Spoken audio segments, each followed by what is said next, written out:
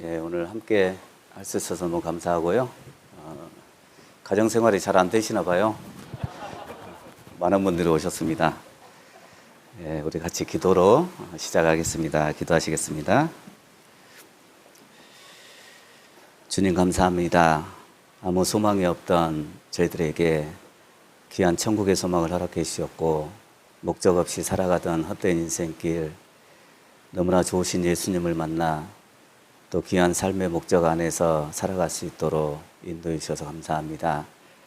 장차 주님 앞에 서는 날 항상 기억하며 살아갈 수 있도록 우리의 삶을 지켜주시고 그 앞에 서는 날 잘했다 칭찬받는 귀한 삶을 살 수 있도록 도와주시옵소서.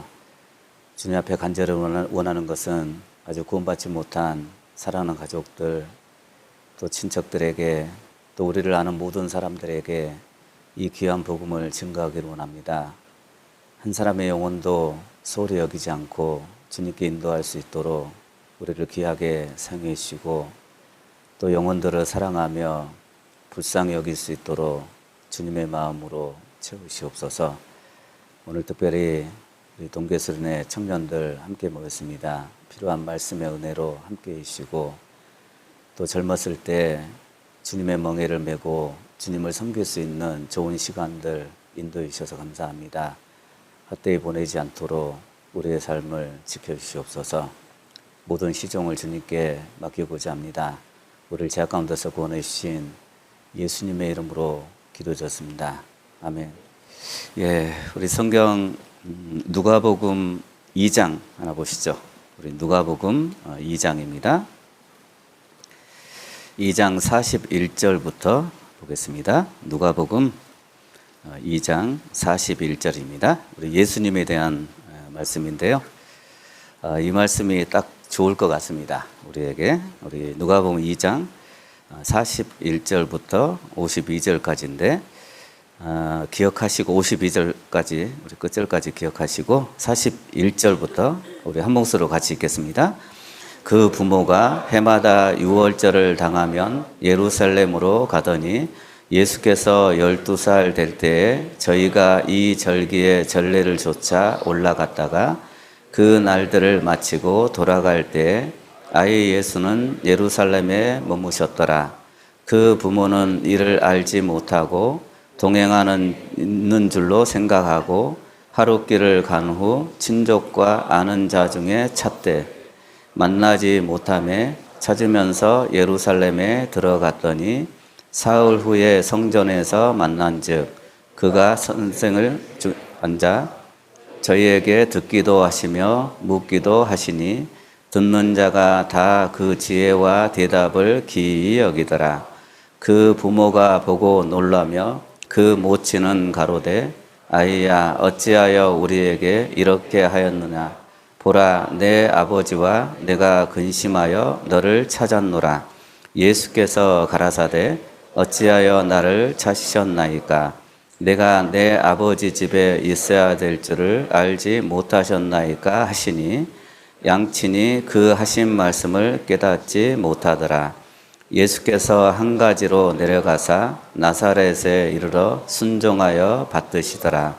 그 모친은 이 모든 말을 마음에 두니라. 예수는 그 지혜와 그 키가 자라가며 하나님과 사람에게 더 사랑스러워 가시더라. 예, 됐습니다. 우리 청년 수련회 너무 좋죠?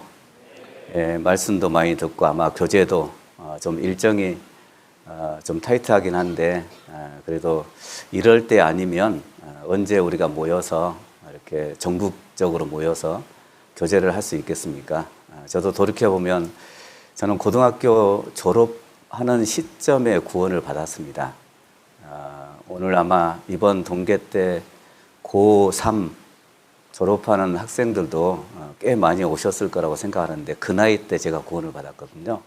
그러니까 서울중앙교회에서 구원받고 이제 시간이 지나고 나니까 후회되는 건 너무 많은데 이제 후회되지 않는 딱 두 가지가 있습니다. 그러니까 첫 번째는 그 젊었을 때 구원받았다는 그 사실과 그리고 또 한 가지는 교회 가운데 어찌됐든 제가 못 살았어도 교회가 교회를 떠난 적이 없었던 것 같아요. 지금까지. 그리고 신앙에 어려움이 있어도 제가 교회 안에서 해결을 했고, 그리고 우리 형제자매들 속에서 많은 해결을 했던 기억이 납니다. 그래서 지금도 떠난다는 생각이 없습니다.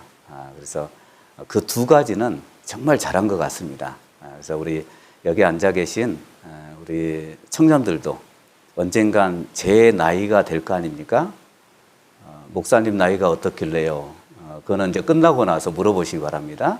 여하튼 그런 시기가 올 텐데 후회하지 않도록 이렇게 살았으면 좋겠습니다. 그러니까 벌써 이렇게 됐더라고요. 저도 이런 날이 올 거라고 생각 못 했습니다. 그런데 시간이라는 개념이 정말 우리 2024년도 지나갔잖아요. 이제 더 이상 잡을 수 없는 그러니까 추억의 시간이 됐는데 그 추억들이 하나님을 위해서 살았던 그 추억으로 좀 채워졌으면 좋겠습니다. 그래서 우리가 젊었을 때 구원받아서 이렇게 교회 가운데 있는 게 너무나 영광스럽고 또 감사한 일인 것 같습니다. 우리 화면 한번 보실까요? 제가 오늘은 좀 빠르게 몇 시까지죠? 4시까지. 4시 되면 그냥 일어나시기 바랍니다. 제가 4시 넘어가면 저 혼자라도 할 테니까 4시 되면 그냥 일어나서 나가셔도 상관없습니다. 우리 예레미야 애가 우리 3장 26절로 28절인데 우리 같이 한번 읽어보시죠. 사람이 여호와의 구원을 바라고 잠잠히 기다림이 좋도다. 사람이 젊었을 때 멍에를 매는 것이 좋으니 혼자 앉아서 잠잠할 것은 그래서 그것을 메우셨습니다. 예. 사람이 여호와의 구원을 바라고 잠잠히 기다림이 좋도다. 27절에 보면 사람이 젊었을 때 멍에를 매는 것이 좋으니. 여러분 이 구절 속에 저는 정말 묵상이 되는 낱말이 있었거든요. 여러분은 어떤 낱말이 가장 묵상이 되세요? 이 구절 속에서 화면 다 띄워놓아 보시죠. 띄워놓고 예. 어떤 게 더 가장 묵상이 되십니까? 어떤 낱말이? 젊었을 때 그럴 것 같습니다. 근데 저는 그거보다 이 좋도다 있잖아요. 좋도다, 좋으니. 그러니까 이제 이 표현이 정말 마음에 와닿았어요. 이게 젊었을 때 멍에를 매는 게 대부분의 사람들은 별로 그렇게 좋게 생각을 안 합니다. 좀 세상 것도 즐기고, 이제 또 특히 이제 구원받지 않은 우리의 친구들이나 세상 사람들은 사실 구원받은 사람들을 보면서 다 나쁘게 표현을 합니다. 그러니까 나쁜 게 아니고 좋은 겁니다. 그래서 여러분 청년 때 구원받은 게 정말 좋은 겁니다. 그래서 좀 좋게 생각을 했으면 좋겠습니다. 우리 향유옥합을 깨트려서 예수님의 죽으심을 준비했던 마리아 아시잖아요. 이제 그때 당시에 제자들 주변에 있는 사람들은 그러니까 저를 비춰주셔도 됩니다. 이제 잘생긴 제 얼굴을 그때 당시에 제자들은 허비한다고 왜 이렇게 비싼 걸 허비하냐고 300데나리온이니까 1년치 연봉이거든요. 그러니까 그 정도의 향유옥합의 값어치가 있는데 그런데 그것을 허비한다고. 그런데 예수님은 의외의 말씀을 하셨거든요. 저가 나에게 좋은 일을 했다고. 그러니까 좋은 일이라 그랬잖아요. 그러니까 어쩌면 우리가 이제 젊었을 때 구원받고 신앙생활 하는 건 이 예레미야 애가 3장에 있는 것처럼 좋도다, 좋으니. 그러니까 우리 영어 성경에 굿입니다. 그냥 굿 이렇게 돼 있거든요. 그러니까 좋은 겁니다.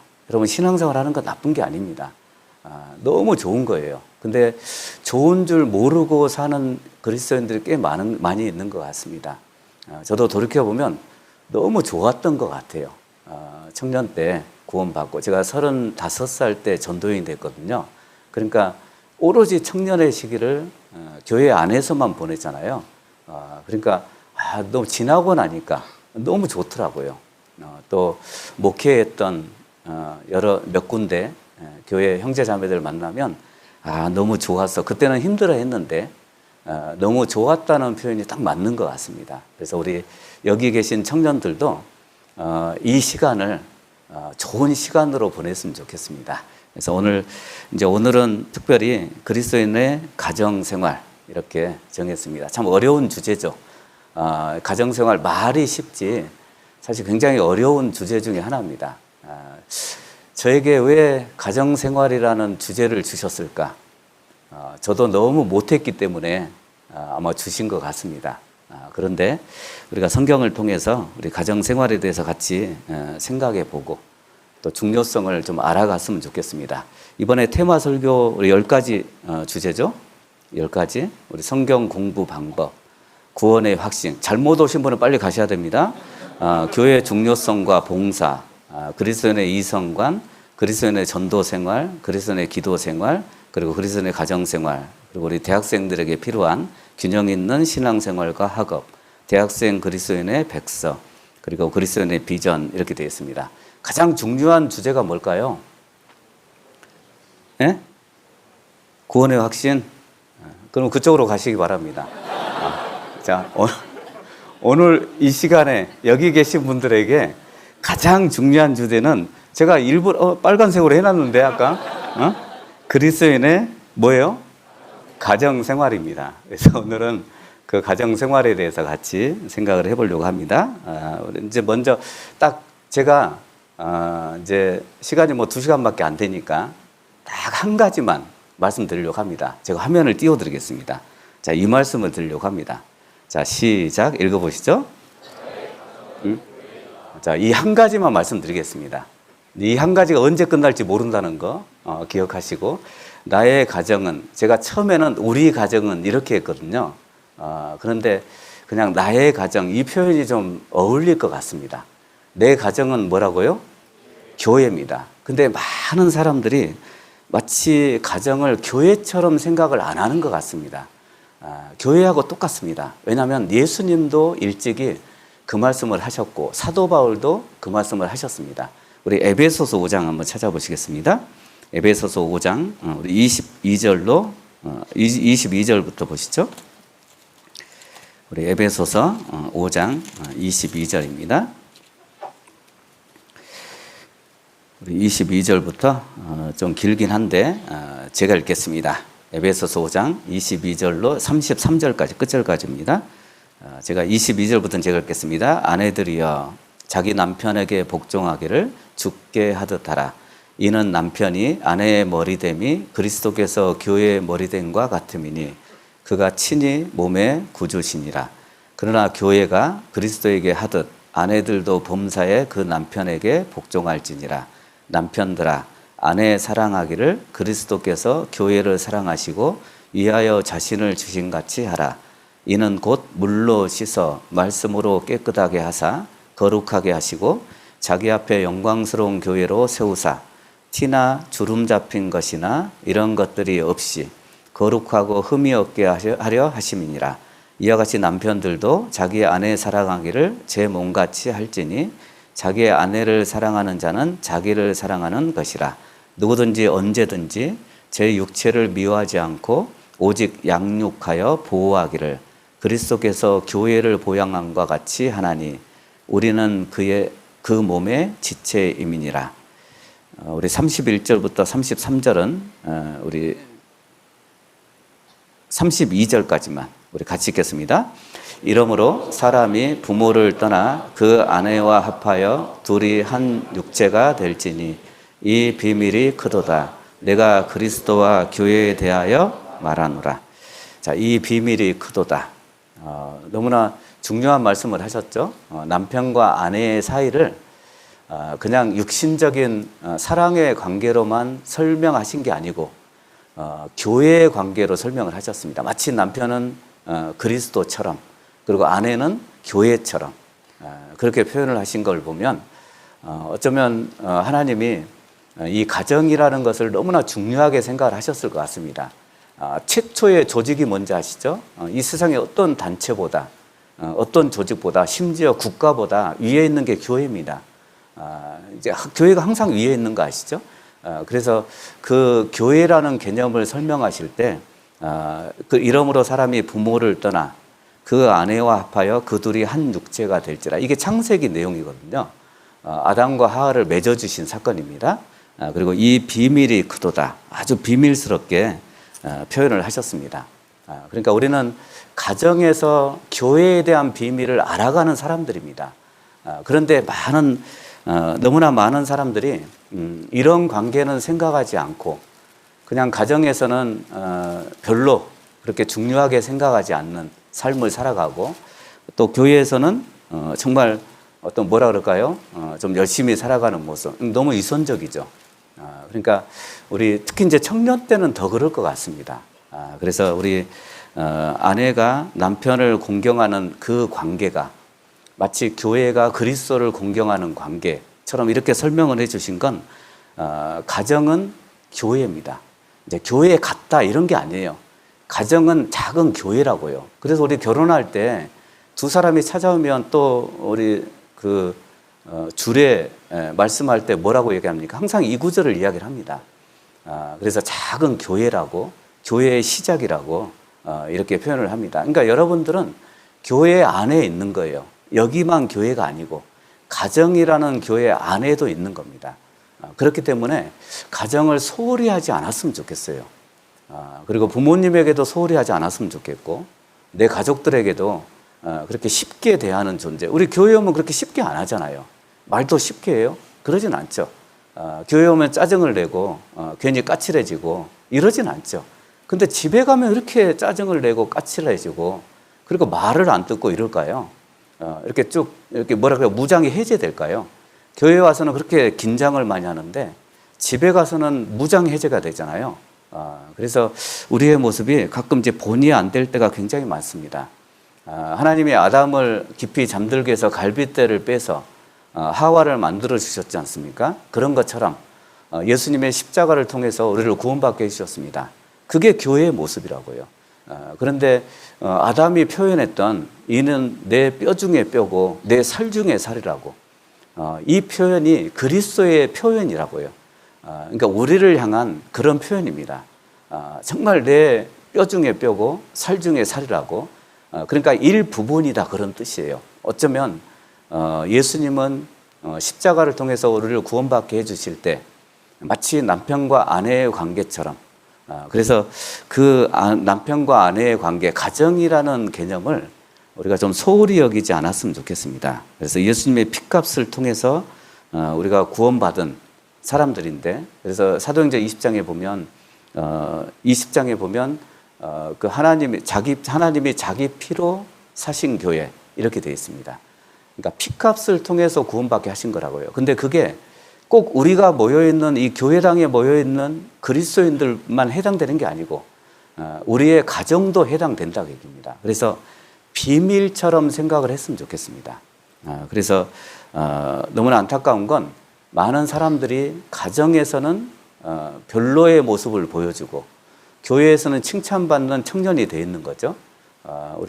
제가 화면 보고 말씀드리겠습니다. 고린도전서 16장 19절 20절에 보면 아시아의 교회들이 너희에게 문안하고 아굴라와 브리스가와 및 그 집에 있는 교회가 주 안에서 너희에게 간절히 문안하고 모든 형제도 너희에게 문안하니 너희는 거룩하게 입맞춤으로 서로 문안하라.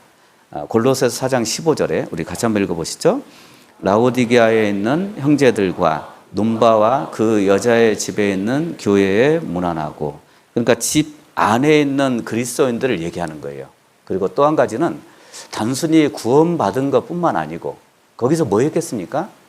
주님을 위해서 살아가는 교제도 있었을 거고, 그러니까 육신적인 안락함만 있는 건 아니다 그게요. 그래서 우리가 있는 내 가정은 또 가족이 구원받지 않았더라도 내가 언젠가는 가정을 이룰 거 아닙니까? 그러니까 그게 교회라고요. 그러니까 교회를 만들어 가야 되는 거라고요. 그 안에서. 그러니까 우리는 언젠간 지금도 아직 결혼하지 않은 청년들이 많이 있겠지만 가정을 이룰 때는 그게 교회를 이루는 거라고요. 아이들을 낳았을 때는 교회 안에서 그냥 키우는 거라고요. 그냥 가정에서 단순히 어떤 쇼핑을 가고 어디 놀러 다니고 놀이공원을 가고 아니면 캠핑을 가고 그런 안락함만 있는 게 아니다 그게요. 그런 것만 남아있는 게 아니고 진짜 완전한 교회의 모습이 가정입니다. 그래서 좀 그걸 제가 좀 명심했으면 좋겠어요. 그런데 너무나 많은 사람들이 그걸 명심하지 않습니다. 여러분, 디모데의 신앙이 어디서 왔어요? 교회에서 온 게 아닙니다. 어디서 왔어요? 어머니에게서. 아시죠? 그리고 어머니의 신앙은 어디서 왔어요? 외조모, 그 위에 어머니에게서. 그러니까 외할머니, 어머니, 디모데. 디모데는 아버지가 헬라인입니다. 어머니가 유대인이거든요. 그런데 그 신학적인 교육은 누가 했냐면 어머니가 다 했습니다. 그래서 디모데 후서 1장 1절로 4절에 보면 하나님의 뜻으로 말미암아 그리스도 예수 안에 있는 생명의 약속대로 그리스도 예수의 사도된 바울은 사랑하는 아들 디모데에게 편지하노니 하나님 아버지와 그리스도 예수 우리 주께로부터 은혜와 긍휼과 평강이 내게 있을지어다. 나의 밤낮 간구하는 가운데 쉬지 않고 너를 생각하여 청결한 양심으로 조상적부터 섬겨오는 하나님께 감사하고 내 눈물을 생각하여 너 보기를 원하면 내 기쁨이 가득하게 하려 함이라. 그 다음 구절이거든요. 5절입니다. 우리 같이 한번 읽어보시죠. 이는 내 속에 거짓이 없는 믿음을 생각함이라. 이 믿음은 먼저 내 외조모 로이스와 내 어머니 유니게 속에 있더니 내 속에도 있는 줄을 확신하는 거라. 그러니까 디모데는 젊은 나이에 목회를 했던 사람이에요. 그러니까 그때 당시에 목회했던 사람들 중에 가장 젊은 사람이었거든요. 그래서 사도 바울이 어떤 사람이든 너에게 그 연수함을 업신여기지 못하게 하라고. 그러니까 네가 나이가 어린데 그거 업신여기지 못하게 제대로 목회하라고. 그래서 목회 서신을 써서 보내준 겁니다. 그게 디모데전서, 디모데 후서거든요. 근데 그 디모데의 믿음은 여러분 성경에 사도 바울이 유일하게 내 아들아 이렇게 표현한 사람은 디모데밖에 없습니다. 그러니까 디모데의 신앙은 대단했던 거예요. 그래서 어머니에게서 내려온 신앙이 있었고 그 어머니의 신앙은 외조모, 그러니까 외할머니죠. 외할머니에게서 내려온 신앙이 있었습니다. 우리 교회가 어쩌면 우리 교회도 지금 이제 이렇게 세대 교체도 많이 될 거 아닙니까? 근데 진짜 어렸을 때 구원받고 벌써 청년이 돼서 저도 이렇게 거쳐간 교회들 이제 오늘도 이렇게 만난 청년들 보면 저 있었을 때 초등학생이었거든요. 저희 아이들 친구였거든요. 그 친구들이 커서 청년회를 하고 있더라고요. 그때 당시는 굉장히 불량스럽고 애들도 막 때리고 다녔던 아이가 그런데 청년이 돼서 너무 신앙생활 잘하는 거예요. 벌써 막 결혼도 하고 결혼해서 애도 낳고 이러고 있더라고요. 대단한 거죠. 근데 그런 믿음이 꼭 교회에서만 배웠겠냐고요. 아닙니다. 그 경건한 부모의 모습이 있었다고요. 그래서 사도 바울은 자기의 친아들은 아니지만 그 신앙적으로 디모데를 내 아들아 이렇게 표현을 했습니다. 내 아들아. 사실 누가 그렇게 표현을 하겠습니까? 그러니까 디모데의 신앙은 우리가 생각하는 거하고 다르다고요. 그러니까 엄청난 진짜 하나님을 섬기는 어렸을 때부터 섬겼던. 그래서 성경에 보면 내가 어려서부터 뭘 알았나니? 게임을 알았나니? 욕을 알았나니? 뭐 스마트폰을 알았나니? 이런 게 아닙니다. TV를 알았나니? 이런 게 아니라고요. 그러니까 디모데 후서 3장 15절에 보면 우리 같이 한번 읽어보시죠. 또 내가 어려서부터 성경을 알았나니 성경은 능히 너로 하여금 그리스도 예수 안에 있는 믿음으로 말미암아 구원에 이르는 지혜가 있게 하느니라. 또 내가 어려서부터 성경을 알았나니. 이게 디모데에게 한 말씀이거든요. 어려서부터 성경을 알았나니. 근데 요즘 아이들은 안 그러죠. 어려서부터 뭘 알아요? 그냥 하나 던져주잖아요. 스마트폰을. 게임 보라고, 그 유튜브 보라고 이렇게 던져주잖아요. 왜? 그래야 조용하니까요. 그런데 디모데는 어려서부터 성경을 알았나니. 이렇게 표현을 해줬습니다. 그러니까 어렸을 때부터 성경을 배웠다고. 그러니까 디모데의 그 작은 가정이 교회의 모습이었다고요. 그러니까 교회에서 가르치는 것을 디모데는 가정에서 배운 거라고요. 하나님을 경외하는 법을 배웠습니다. 그래서 나중에 하나님께 귀하게 쓰임받는 역할을 했던 사람이 이 디모데입니다. 그래서 우리의 가정은 그냥 한마디로 얘기하면 교회라고요. 교회. 내가 나만 구원받고 아직 구원을 받지 않았더라도 그래도 장차 교회의 모습이라고요. 그렇기 때문에 교회 안에서 하는 것처럼 해야 된다고요. 가정생활을. 교회 안에서 하는 것처럼. 그런데 전혀 다르지 않습니까? 너무 안타까운 건 진짜 교회에서는 우리는 교회 안에서는 아주 칭찬받는 열정 있는 형제 자매가 돼 있는데 실제로 가정에서는 그렇지 않습니다. 진짜 어떤 정작 중요한 가정에서는 본을 보지 못하고 그리고 교회 안에서 실수할까 봐 너무 조심스러워 하는데 이상하죠. 아까 얘기했던 것처럼 무장이 해제됩니다. 집에만 가면 해제가 되고 리모컨을 잡고 스마트폰을 잡고 유튜브를 보고 그게 우리의 모습이죠. 그러니까 다 해제되어 있다고요. 그러니까 교회라고 생각 안 하니까 그런 거예요. 그러니까 저는 이거 준비하면서 이 내용이 제일 좋을 것 같아요. 내 가정은 교회다. 이게 제일 좋을 것 같습니다. 왜? 교회에서 하는 것처럼 내가 가정에서 할 수 있다면 그러면 그거는 잘하는 거예요. 그래서 교회 안에서 정말 친절한 형제 자매인데 왜 집에서는 부모님에게 그렇게 까칠하냐겠게요. 그렇게 형제 자매들에게 친절한데요. 그렇게 열정이 있고 구원의 의심을 안 받는데 왜 집에 가서는 의심을 받냐겠게요. 그래서 우리 어렸을 때 부모님이 먼저 구원받고 어렸을 때 그 가정에서 자란 형제 자매들 우리 여기도 그런 걸 많이 느끼셨을 것 같아요. 저도 그런 얘기를 많이 했습니다. 제일 많이 듣는 이야기가 뭐예요? 막 초등학교 때, 중학생 때 제일 많이 듣는 이야기. 너 구원받았어? 그 얘기입니다.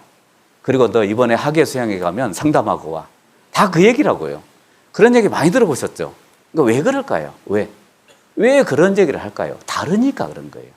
교회 안에서의 모습과 형제 자매들 속에서의 모습과 그리고 이 가정에서의 모습이 다른 거죠. 그러니까 저는 그 원인이 뭘까? 가정을 교회라고 생각 안 하는 거예요. 여러분, 내 가정은 교회입니다. 그러니까 얼마나 중요하겠냐고요. 여러분, 남편의 신앙은 아내에게 물어보면 돼요. 아내의 신앙은 남편에게 물어보면 돼요. 부모님의 신앙은 누구에게 물어보면 돼요? 애들에게 물어보면 돼요. 그래서 저희도 교회는 작지만 애들이 꽤 많거든요. 교회 학교가 한 40명 넘습니다. 그래서 오면 물어봅니다. 엄마 아빠랑 싸워 안 싸워? 그러면 이제 너무 잘 알죠, 애들이. 왜 물어보는지. 그러니까 교육을 다 받고 와요. 안 싸워요. 교육을 받고 옵니다. 그러니까 제가 또 약간 고수지 않습니까? 그러면 안 싸워요. 그러면 그대로 안 끝냅니다. 싸우면 누가 이겨? 그때는 얘기를 해줍니다. 안 싸운다 그래 놓고 엄마가 이겨. 대부분 엄마가 이긴다 그래요. 엄마가. 아니면 또 아빠가 이길 때는 큰 소리 쳐서 이기는 거고. 그리고 이제 엄마 아빠 기도해 안 해? 이렇게 물어봅니다. 그러니까 애들이 안다고요, 그거를. 그러니까 가끔은 우리 시편 2편에 있는 것처럼 어린아이와 젖먹이의 입으로 말미암아 권능을 세우시며 그 애들 입을 통해서 하나님의 권능이 나타난다고요. 그러니까 애들에게 물어보면 된다고. 부모의 신앙은. 아이들의 신앙은 부모에게 물어보니까 그러니까 가장 가까이 있는 여러분 형제 자매들에게 물어봐서 모른다고요. 형제 자매들에게는 감춰진 게 너무 많습니다. 그리고 진짜 형제 자매들은 거의 대부분 좋은 이야기를 합니다. 우리 마태복음 23장에 보면 화 있을 진저 서기관들과 바리새인들이요. 외식하는 서기관들과 바리새인들이요. 우리는 그 구절을 배우면서 굉장히 많은 교훈을 얻습니다. 외식하는 서기관들과 바리새인들이. 외식이 뭐예요? 외식. 밖에서 밥 먹는 거예요? 외식하는 서기관들과 외식이 뭔지 알아요? 겉과 속이 다른 거예요. 그러니까 쉽게 얘기하면 연기한다는 뜻입니다. 연기자예요. 연기자. 그러니까 그때 당시에 서기관들이나 바리새인들은 하나님을 섬긴다는 흉내를 낸 거예요. 진짜 하나님을 섬기는 게 아니라고요. 흉내만 낸 거라고요. 연기자의 역할을 한 거예요. 여러분 TV의 드라마에서 아무리 왕의 역할을 하는 연기자가 있다고 해서 왕이 되는 거 아니잖아요.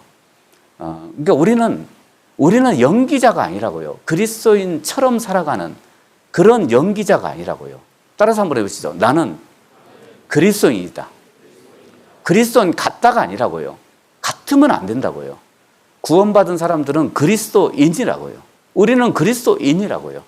그리스도인 같은 사람이 아니라고요. 연기하는 사람이 아니라고요. 그러니까 외식이라는 낱말이 그런 뜻을 가지고 있습니다. 외식, 연기자 이런 뜻이라고요. 아무리 뭐 대통령을 연기해도 그 사람이 대통령이 되는 건 아닙니다. 그는 연기자라고요. 우리는 그리스도인이라는 것을 연기하는 사람이 아니라고요. 그런데 희한해요. 마치 우리 속에 서기관들과 같은 바리새인들과 같은 그 외식하는 모습이 가정에서 보인다고요. 교회에서는 너무나 신실한 형제인데, 신실한 자매인데요. 집에서는 그렇게 안 돼 있다고요. 너무 위선적이잖아요. 그게 위선이라고요. 저는 그 마태복음 23장 주로 바리새인들에게 하신 말씀이 마태복음이거든요. 쭉 저는 이제 복음서를 좋아하니까 이렇게 마태복음을 읽어보면 그 모습이 꼭 바리새인들에게만 해당될까 싶어요. 나에게는 해당되지 않을까? 나도 마치 연기하듯이 하지 않을까? 강대상에 섰을 때는 그렇게 힘있게 얘기하면서 그 강대상에 내려와서는 남이 안 보는 보이지 않는 곳에서는 또 가정에서는 그런 모습을 못 보여주는 모습이 있죠. 그러니까 마치 나도 연기하는 것 같은 느낌이 있잖아요. 그러니까 우리가 바리새인들을 비난할 게 아니고 우리 속에 그 바리새인들과 같은 그런 성향이 있다고요. 근데 그 성향이 어디서 가장 많이 나타나냐? 가정이라고요. 가정에서 나타난다고요. 그러니까 완전히 해제가 된다고. 가정에 가면 신앙적인 무장이 안 돼 있다고요. 그렇기 때문에 우리 교회는, 우리 가정은 그냥 교회라고 생각하면 그렇게 쉽게 생각하지 않습니다. 그러니까 교회의 모습이라고 이야기를 합니다. 우리 에베소서 6장 1절로 4절인데, 자녀들아 너희 부모를 주 안에서 순종하라. 이것이 뭐라고요? 옳다고요. 그게 옳은 거라고요. 이것이 옳으니라. 내 아버지와 어머니를 공경하라. 이것이 약속 있는 첫 계명이니 이는 내가 잘되고 땅에서 장수하리라. 또 아비들아 너희 자녀를 노엽게 하지 말고 오직 주의 교양과 훈계로 양육하라. 저는 옛날에는 이 앞부분을 많이 읽었거든요. 묵상을 많이 했거든요. 이렇게 살아야지. 우리가 자녀일 때가 있고, 저도 어느덧 이제 부모가 돼 있지 않습니까? 그러니까 여러분도 그럴 거 아닙니까? 지금은 자녀일 수도 있지만 언젠간 부모가 될 겁니다. 언젠간 내 또 자손들이 태어날 겁니다. 그러면 너희 부모를 주 안에서 순종하라. 그러면 현재 내가 정말 순종하고 있다면 내가 태어날 그 자녀들에게도 그렇게 본을 보여줄 수 있을 거 아닙니까? 이것이 옳으니라. 저는 이게 너무 묵상이 되는 거예요. 이게 옳으니라. 이게 옳은 거 아니냐? 그런데 왜 마치 그게 나쁜 것처럼 짐스럽게 느껴질까? 교회라고 생각 안 하니까 그런 거예요. 골로새서 3장 18절로 21절인데 우리 이 구절도 21절에 같이 한번 읽어보시죠. 아내들아 남편에게 복종하라. 이는 주 안에서 마땅하니라. 남편들아 아내를 사랑하며 괴롭게 하지 말라. 자녀들아 모든 일에 부모에게 순종하라. 이는 주 안에서 기쁘게 하는 것이니라. 아비들아 너희 자녀를 경록해 말지니 낙심할까 하니라. 우리 되게 성경을 읽으면 교회에 대한 말씀이 많기 때문에 형제들아 자매들아 이런 표현이 가장 많이 와닿는 건 사실입니다. 그런데 이 아내들아 남편들아 자녀들아 아비들아 이런 표현은 그냥 가정을 얘기하는 거예요. 이게 가정에서의 모습이 교회 안에서 형제님 자매님 하는 거나 똑같다 그런 뜻입니다. 그러니까 이거는 육신적인 위치 아닙니까? 아내도 육신적인 위치고 남편이라는 위치도 육신적인 위치고 자녀도 마찬가지고 아비들도 마찬가지고, 그런데 형제들아 자매들아 이렇게 사용하지 않고 특별히 골로새 3장 18절부터는 아내들아 남편들아 자녀들아 아비들아, 그게 우리 육신의 위치라고요. 근데 그 육신의 위치가 하나님이 빠진 위치가 아니고요. 그 구절을 읽어보면 다 하나님의 개입이 되어 있는 거라고요. 남편에게 복종하는 것도 주 안에서 하고, 아내를 사랑하는 것도 주 안에서 하고, 하나님이 나를 사랑하신 것처럼 자녀들은 모든 일에 부모에게 순종하는 것도 주 안에서 기쁘게 하는 거다. 그러니까 주 안에서 해라. 그것도. 그리고 아비들아 자녀를 경록케 하지 말아라. 그러면 낙심할 거다. 화나게 하지 말라 얘기입니다. 그러니까 언젠간 우리도 부모가 될 거고 언젠간 아버지가 되고 어머니가 될 겁니다. 그러면 이런 구절들이 정말 마음에 와닿을 것 같아요. 이런 구절들 자체가. 그러니까 저는 그 아이들 가정 생활을 그렇게, 저는 교회 안에서만 항상 커서 그렇게 아주 적극적으로 가정에 이렇게 좀 올인하고 이러지는 않았던 것 같습니다. 항상 교회에다 올인을 했거든요. 그러니까 다행히 저희 아이들이 바르게 커졌습니다. 너무 감사한 일이죠. 그래서 제가 회초리를 들 때도 제가 어떤 설교 가서도 얘기했는데 저희 큰아이, 이제 아들 하나, 딸 하나 있는데, 저희 아들에게는, 저희 아들이 여기 있으면 안 되는데, 전도인인데, 지금 상담하고 있을 겁니다, 다행히. 근데 지금은 전도인이니까 너무 감사하죠. 근데 고3 때까지 해초를 들었습니다. 요즘 고3 때까지 맞은 분 손 한번 들어보세요. 고3 지금도 맞고 있다 손 한번 들어보세요. 없죠? 지금은 뭐 맞을 수가 없죠. 힘이 더 셀 거 아닙니까? 근데 저는 고3 때까지 해초를 들었습니다. 근데 해초리를 들 때, 제가 해초를 들었을 때는 다른 거 하나도 없습니다. 공부 못해서가 아니에요. 공부, 이런 세상적인 것 때문에 들지 않았습니다. 그냥 교회 늦게 가고, 이런 거 있죠. 공과 시간에 늦고, 이제 중고등부 늦고, 막 이런 거 있죠. 이제 그런 것 때문에 들었거든요. 그러니까, 근데 다행히 바르게 커졌습니다. 너무 감사하게도. 우리 아이들이 제가 희생한 거에 비해서는 정말 그 이상 커졌습니다. 그러니까 우리 마음속에, 정말 제 마음속에도 그랬지만, 제가 그렇게 희생은 많이 못했지만, 그래도 기도는 늘 했던 것 같아요. 그 아이들에 대해서. 늘 기도하고, 이 아이들이 나중에 컸을 때, 좀 교제를 떠나지 않고, 교회를 떠나지 않고, 진짜 주님 안에서 바르게 컸으면 좋겠다. 올바로 자랐으면 좋겠다. 이런 마음이 있었던 것 같습니다. 그러니까 우리의 가정은 교회의 모습이라고요. 경건한 가정을 통해서 그 자식들도 경건한 그리스도인들이 된다고요. 그러니까 우리가 늘 기억을 했으면 좋겠습니다. 우리 출애굽기에 보면 이런 말씀이 있죠. 여기 한번 보시죠. 출애굽기 20장 1절로 6절에 보면 5절부터 제가 보겠습니다. 5절. 그것들에게 절하지 말며, 우상에 대한 말씀입니다. 그것들을 섬기지 말라. 나 여호와 너희의 하나님은 질투하는 하나님인즉 나를 미워하는 자의 죄를 갚되 아비로부터 아들에게로 3, 4대까지 이르게 하거니와 나를 사랑하고 내 계명을 지키는 자에게는 1000대까지 은혜를 베푸느니라. 어떻게 아버지가 잘못했는데 아들에게부터 3, 4대까지 가겠습니까? 하나님을 사랑하는 부모님이 있으면, 계명을 지키는, 하나님의 계명을 지키는 부모님이 있는데 왜 1000대까지 은혜가 가겠습니까? 의지 없이, 아무런 의지도 없이 가겠습니까? 이게 무슨 뜻일까요? 이게 영향력이라고요. 이게. 여러분, 그리스도인들이 반드시 알아야 될 것 중에 하나가 뭐냐면, 나라는 사람은 나로 안 끝난다고요. 여러분, 아브라함이 멜기세덱에게 11조를 바쳤습니다. 그러면 레위 족속도 바친 게 됐다 그랬거든요. 왜요? 아브라함의 허리에 있었다 그랬거든요. 그게 무슨 얘기예요? 그게 영향력이라고요. 그러니까 부모가 하나님을 섬기는 가정에서 경건한 그리스도인들 자녀들이 태어나는 거라고요. 다 그런 건 아닌데 보편적으로 그렇다고요. 그러니까 우상 숭배하면 3, 4대까지 갈 거라고. 그 영향력이 있을 거라고. 우상을 숭배하면. 그러니까 부모님이 하나님을 섬기지 않으면 아이들도 그렇게 될 거라고. 그러니까 우리는 혼자 안 끝나요. 여러분, 혼자 끝나는 신앙이 아니라고요. 누군가에게, 어떤 사람에게 어떤 식으로든 영향력을 끼치게 돼 있습니다. 그러니까 여러분들이 나중에 대학교를 졸업하고 또 직장 다니시는 분도 계실 텐데 직장을 들어가고 그러면 누군가를 만날 거 아닙니까? 여러분, 구원받은 사람들은 그리스도인의 향기라는 게 있다고요. 향기. 그 향기를 맡고 오는 거라고요. 여러분, 벌과 나비는 꽃의 아름다움을 보고 찾아오는 게 아니라고요. 여러분, 꽃이 아름답냐? 이거 보고 찾아오는 게 아니에요. 뭘 보고 와요? 향기를 보고 오는 거라고요. 그죠? 사람은 아름다움을 보지 않습니까? 하지만 벌하고 나비는 아름다움을 안 본다고요. 색깔이 다르다고요. 우리가 보는 색깔하고 다르다고요. 향기를 보고 오는 거라고요. 그게 꿀을 보고 오는 거라고요. 여러분, 꿀처럼 단 향기가 우리 속에 있다고요. 그래서 그 많은 사람들에게 우리는 영향력을 끼칠 수밖에 없습니다. 그래서 우상 숭배하면 3, 4대까지 이를 거라고.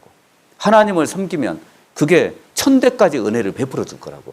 그러니까 앞으로 태어날 후손들에게도 내가 하나님을 섬기는 현재의 모습이 후손들에게도 영향력이 있다고요. 여러분, 바르게 살으셔야 된다고요.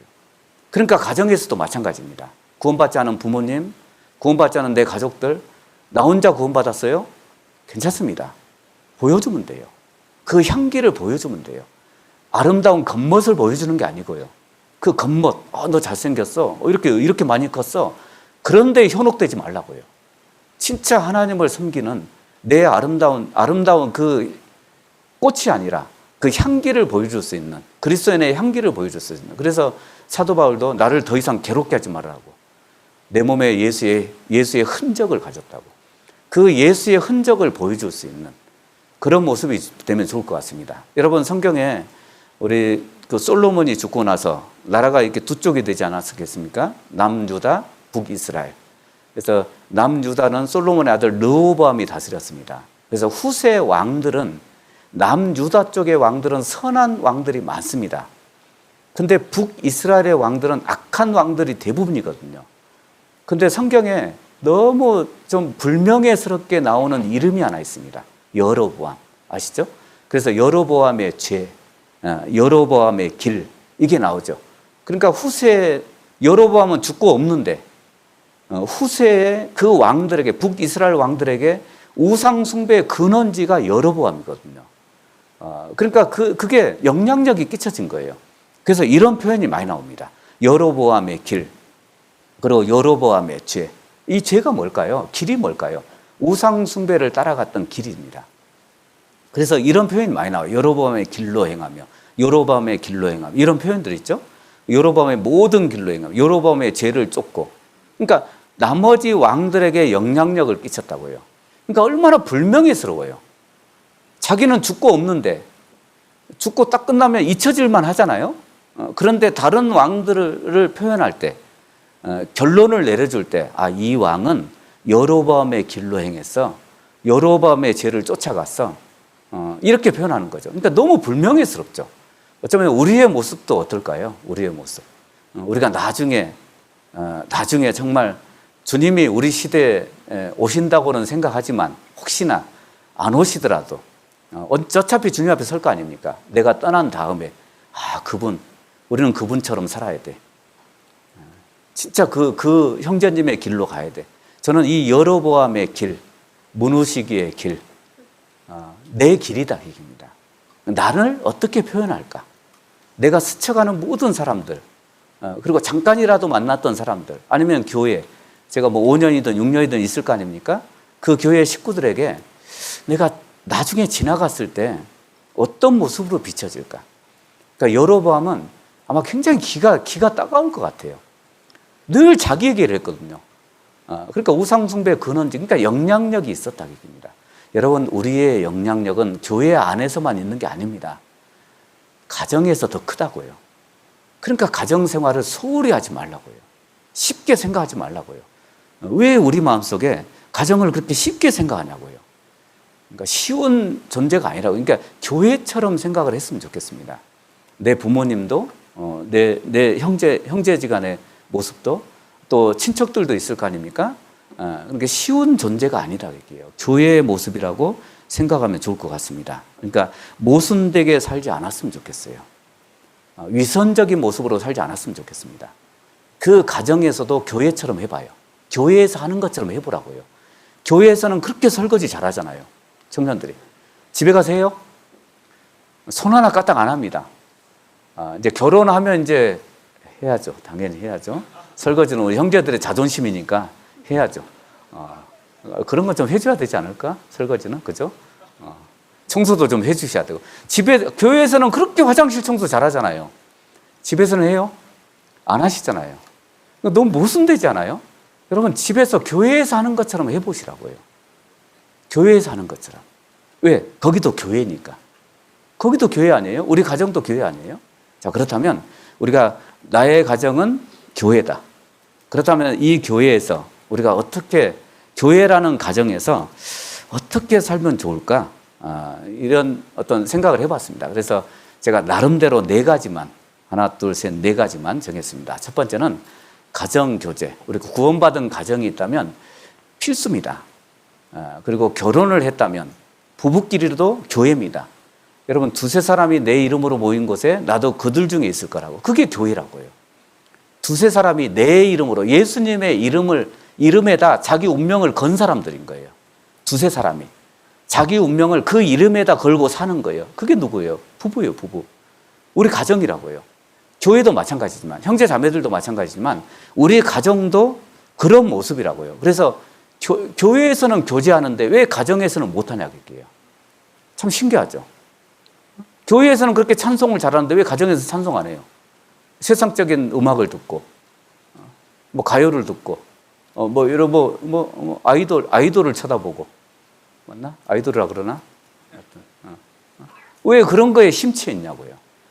그러니까 가정 교제가 필수입니다. 그리고 두 번째는 균형 있게 사셔야 돼요. 그러니까 치우치지 말라고 할게요. 치우치지 말라는 얘기는 뭐냐면 마치 우리가 교회 생활, 가정 생활, 학교 생활이든 직장 생활이든 몇 %씩 띄워주는 게 아니다 할게요. 여러분 교회 생활도 100%를 하시기 바랍니다. 가정 생활은 100%입니다. 그렇게 하시라고요. 학교 생활은요. 그것도 100%라고요. 그러니까 구원받은 사람들이 바쁠 수밖에 없는 거예요. 안 그래요? 시간을 낼 수밖에 없는 거고요. 그러니까 진짜 바쁜 거예요. 구원받은 사람들이. 저도 생각해 보면 구원받은 지 그렇게 바쁘게 살았던 것 같아요. 늘 직장 끝나면 교회 와서 봉사하고 교제하고 그랬던 것 같습니다. 또 가정이라고 또 소홀히 할 수가 없잖아요. 그러니까 이게 100%씩 가야 된다고. 그러니까 균형이 돼야 된다고요. 균형이. 내 가정 30%, 내 직장 30%, 학교 30%, 교회 생활 30% 이런 게 아니라고요. 나누는 게 아니라고요. 여러분 저는 전도 집회 때 그런 얘기를 많이 하거든요. 10명의 자식이 있어요. 부모가. 10명의 자식이 있어요. 그러면 사랑할 때 몇 %씩 사랑해야 되는 거예요. 10명이 있으면 첫째에게 10%, 막내에게 10%, 다 10%씩이에요? 아니에요. 다 100%예요. 그 첫째 아이에게도 100%의 사랑을 줍니다. 둘째 아이도 100%의 사랑을 줍니다. 나누는 게 아니라고요. 그거는요. 근데 우리는 나눠서 한다고요. 나눠서. 교회에서 100% 하고 집에 가서는 퍼센테이지가 없다고요. 빵 퍼센트라고, 빵 퍼센트. 집에 가서는 이제 그렇게 한다고요. 왜? 100% 했으니까. 나는 집에 가서는 안 해도 된다고 생각하는 거죠. 그러니까 그게 쉽게 생각하는 거라고, 쉽게. 내 가정을 너무 쉬운 존재로 생각하는 거라고요. 그리고 세 번째는 개인 경건의 생활, 우리 큐티라고도 이야기를 합니다. 그게 경건의 생활이에요. 묵상하는 생활 있죠. 여러분 진짜 이건 너무 필요합니다. 현대인들이 너무 시끄러운 거 아시죠? 진짜 이런 생활이 필요하다고요. 그리고 또 한 가지는 순종하는 생활. 정말 부모님에게 순종하고 우리 집안을 교회에서 교회 어른들에게 순종하는 것처럼 교회에서도 교회인 가정에서도 순종하라고요. 교회에서는 그렇게 구원받은 가정이 정말 그 교회에서는 이렇게 순종하면서요. 집에 가면 삭막하고 말도 안 하고 대화도 없고 너무 냉랭해지고요. 마치 세상 사람들의 가정보다 덜 화목하고 그러니까 너무 냉랭하지 않습니까? 그래서 오히려 어떤 청년들은 교회 가는 게 더 편해. 집에 있는 것보다. 그러니까 물론 이유가 있겠죠. 잔소리 듣기 싫어서 이런 것도 있고 여러 가지 냉랭한 가정의 모습이 있으니까 교회 가면 오히려 나를 받아주고 인정해주고 이런 형제자매들이 많거든요. 근데 집에만 가면 지적질 당하고 뭔가 좀 불편하고 대화도 안 되고 아마 좀 이해는 됩니다. 하지만 그런 가정을 만들어 보라고 합니다. 그래서 첫 번째 이 가정 교제 생활 그러니까 이거는 꼭 했으면 좋겠습니다. 우리 구원받은 식구들이라면 물론 이제 이 주도권은 부모님에게 있는 건 맞지만 그래도 우리 청년이니까 이제 성인 아닙니까? 그래서 이런 교제도 하자고 하면 안 하진 않을 것 같아요. 부모님이. 아빠, 엄마, 우리도 좀 교제 좀 하자고. 일주일에 한 번이라도 이렇게 교제 생활을 해보자고. 간증도 하고, 좀 찬송도 부르고, 교회에서 하는 것처럼, 구역 모임 하는 것처럼, 우리가 뭐 딱딱하게 할 필요는 없지만, 그래도 개인 또 사정도 있을 거 아닙니까? 우리가 모르는 부모님의 마음이 있습니다. 아십니까? 부모님이 모르는 자식의 마음이 있고요. 그러니까 그걸 들어보는 거예요. 어떤 어려움이 있는지. 그래서 그것을 위해서 기도해 주는 거죠. 그래서 이 가정 교제 생활이 굉장히 중요할 것 같습니다. 그래서 단순히 구원받은 사람들이 그냥 모여 있으니까 교회가 아닙니다. 그 안에서 하나님을 섬기는 모습이 있는 거라고요. 그게 교회의 모습이라고요. 그래서 그 집에 모여서 신앙의 교제를 하고 그리고 어려움도 이야기하고 그리고 진짜 가족들에게서 어떤 위로를 받고 그게 가정 교제죠. 그래서 우리 세상 사람은 가정 예배 우리보다 더 잘합니다. 아시죠? 일반교회 다니는 사람들, 구원받지 않은 사람들이요. 우리 구원받은 가정보다 가정 예배를 더 잘한다고요. 훨씬 잘한다고요. 훨씬 대화가 있다고요. 근데 구원받은 우리는요, 구원받지 않은 사람도 그렇게 하는데요. 구원받은 사람들은 너무 삭막하지 않습니까? 너무 냉랭하지 않습니까? 그러니까 너무 냉랭한 삶을 살고 있다, 가정에서는요. 교회에서는 그렇게 웃으면서 형제 자매들하고 그렇게 즐겁게 교제하는 그 청년들이요, 집에 가서는 입을 닫아버린다고요. 냉랭해진다고요. 웃음기가 없다고요. 너무 삭막하지 않아요? 그것도 교회인데. 그러니까 그런 교제를 좀 했으면 좋겠습니다. 그리고 앞으로 이제 결혼하신 분도 있지만 앞으로 결혼할 우리 청년들이 더 많을 것 같습니다. 그러면 그런 꿈을, 비전을 가지고 결혼을 하라고요. 진짜 비전대로 다 되는 건 아니지만 그래도 내 자매, 내 형제랑 그래, 이렇게 한번 가족들을 위해서 기도하고 둘이서 교제하고 찬송가도 하고, 그런 어떤 꿈 같은, 그게 그냥 일반적인 꿈이 아니라고요. 할 수 있다고요. 그렇게 만들어 보라고요. 그래서 우리 결혼 이렇게 뭐 이성관이나 결혼관 많이 배우지 않습니까? 그래서 배우자를 선택을 할 때 그런 형제 자매를 달라고 기도하라고요. 정말 나하고 교제할 수 있는, 신앙의 교제를 할 수 있고, 그리고 정말 내가 힘들 때 이 사람이 위로해 줄 수 있고, 내 감정을 들어줄 수 있고, 내 편이 돼줄 수 있는, 하나님 안에서 내 편이 돼줄 수 있는 그런 자매, 그런 형제를 좀 달라고 기도해 보라고요. 그러면 진짜 하나님이 들어주실 겁니다. 그게 행복한 가정 아닙니까? 그래서 이 경건한 생활, 이 빌레몬서 1장에 보면, 저는 이 빌레몬서 1장 읽으면 정말 교훈이 되더라고요. 여러분, 성경에 빌레몬이 어떤 사람이냐, 성경에 없습니다. 여기밖에 안 나와요. 그런데 빌레몬은 대단한 사람인 거예요. 사도 바울이 기도할 때마다 생각했던 사람이거든요. 여기 보면 그리스도 예수를 위하여 갇힌 자 된 바울과 및 형제 디모데는 우리의 사랑을 받는 자요 동력자인 빌레몬과 및 자매 아비아와 및 우리와 함께 군사된 아키뽀와 내 집에 있는 교회에게 편지하노니, 하나님 우리 아버지와 주 예수 그리스도로조차 은혜와 평강이 너희에게 있을지어다. 내가 항상 내 하나님께 감사하고 기도할 때 너를 말하면 주 예수와 및 모든 성도에 대한 내 사랑과 믿음이 있음을 들음이니. 우리 6절 7절은 같이 읽죠. 이로써 내 믿음의 교제가 우리 가운데 있는 선을 알게 하고 그리스도께 미치도록 역사하느니라.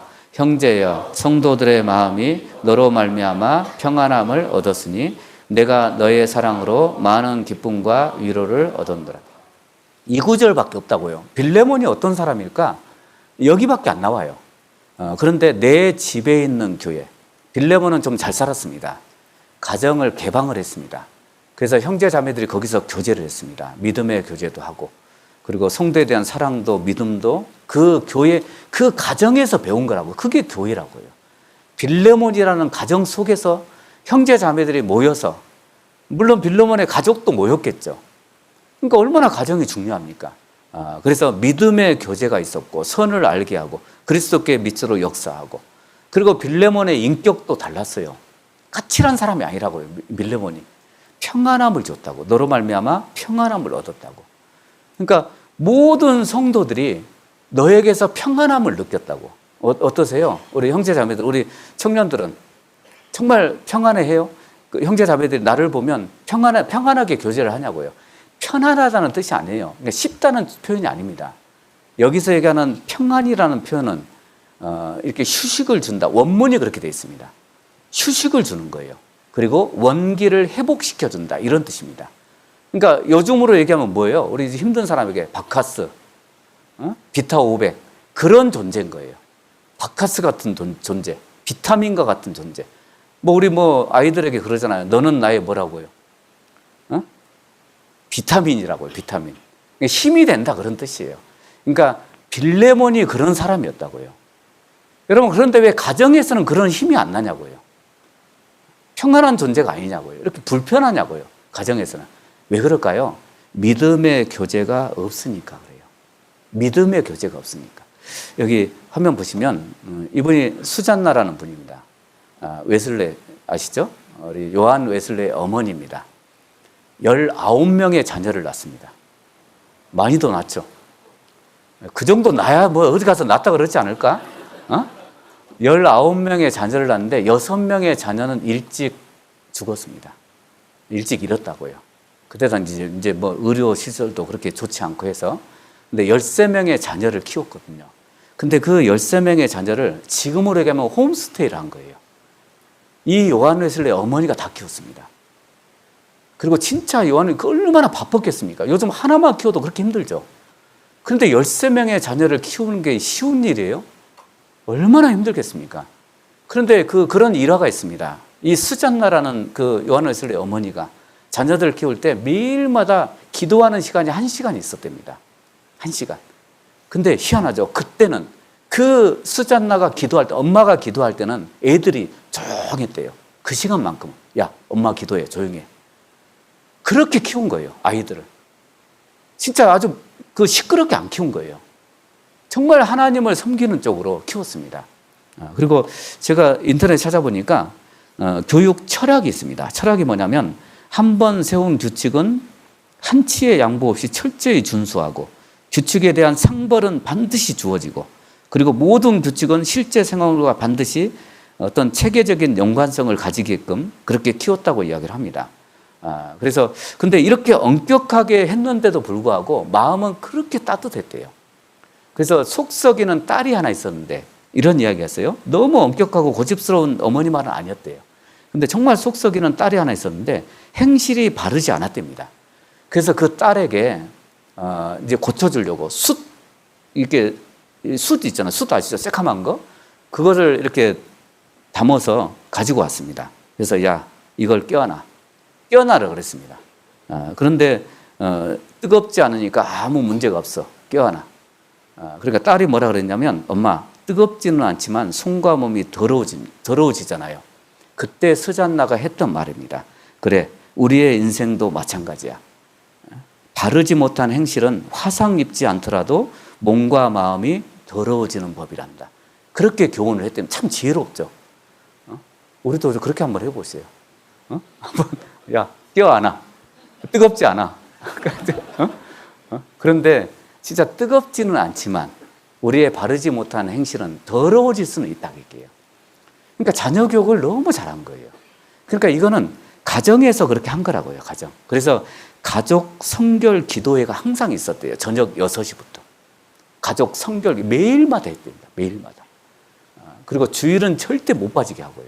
그리고 주일날은 아예 어떤 성경 외에 어떤 책도 못 보겠대요. 성경 외에 어떤 책도 주일만큼은. 그렇게 가르쳤대요. 그래서 요일별로 가르치는 게 있어요. 라틴어를 가르치고. 진짜 그 교육적인 거 있잖아요. 대단하게 했습니다. 근데 이분이 이제 3가지인데 정해놓은 게 있습니다. 여기 보면 첫 번째는 정해진 시간에 온 가족이 모여서 다 함께 성경을 읽고 찬송을 부르며 가정 예배를 드리는 이게 첫 번째였대요. 가정 예배. 여러분 예배라는 표현이 그 나쁜 얘기 아닙니다. 성경에도 나오지 않습니까? 우리도 가정 예배가 필요하다고요. 그리고 두 번째는 13아이들을 2명씩 짝지어서 서로 돌보도록 했대요. 그러니까 맨 큰아이가 막내를, 그러니까 짝꿍을 지어준 거예요. 짝꿍을. 그리고 나중엔 돌아가면서 또 짝꿍을 지어준 거예요. 돌보게끔. 그러니까 돌보는 걸 알려준 거예요. 너보다 약한 아이를 돌봐야 돼. 그리스도인은 그렇게 해야 돼. 하나님을 섬기는 사람은 약한 사람을 돌아봐야 돼. 그러니까 어렸을 때부터 그걸 가르쳐 준 거예요. 그리고 세 번째는 개인 상담을 통해서 아이의 하나하나의 영적 상태를 체크를 했답니다. 그리고 상담을 해줬대요. 그 영적인 상태 있잖아요. 이게 교제 아니에요? 그러니까 이 성결 기도회를 가장 중요하게 생각을 했답니다. 그러니까 대단하죠. 그러니까 가정 교제가 필요하다고요. 여러분, 여러분의 가정은 어때요? 교회의 모습이에요? 건강해요? 우리 몸이 뭐 안 아프고 병원도 안 가고 좀 그러면 건강하다고 이야기하지 않습니까? 가정은 건강하냐고요. 혹시 병들어 있지 않습니까? 내 가정은 병들어 있지 않아요? 의외로 내가 모르는 사이에 내 부모님하고 나하고 병이 생기지 않았습니까? 그 갭이 생기고요. 간격이 생겼고요. 대화가 안 되고요. 그 병든 거라고요. 건강하지 못한 거라고요. 여러분, 내 가정을 건강하게 만들려면 교제가 필요하다고요. 그러니까 집에서의 신앙의 교제의 교육을 마치 교회에서 목회자와 형제 자매들에게서 배우는 그 교제를 통해서 배우는 것처럼 집에서 그렇게 배운 거예요. 똑같이. 그러니까 스잔나라는 여인이 그 요한 웨슬레를 그렇게 키웠습니다. 동생이 찰스 웨슬레입니다. 여러분 감리교 창시자라고요. 요한 웨슬레와 찰스 웨슬레가 감리교 창시자입니다. 그 사람들이요. 그러니까 어렸을 때부터 그런 교육을 받은 거라고요. 영국 성공의 목사로 키웠습니다. 어머니가 키운 거라고요. 물론 그때는 구원을 못 받았습니다. 여러분 그런 계기가 있었으니까 그러니까 구원받을 수 있는 기회가 생긴 거예요. 그런 가정교육이 있었으니까. 그러니까 정해진 시간에 가족들이 모여서 성경을 읽고 찬송도 부르고 가정 예배를 드리는 거죠. 그러니까 그게 굉장히 중요하다고요.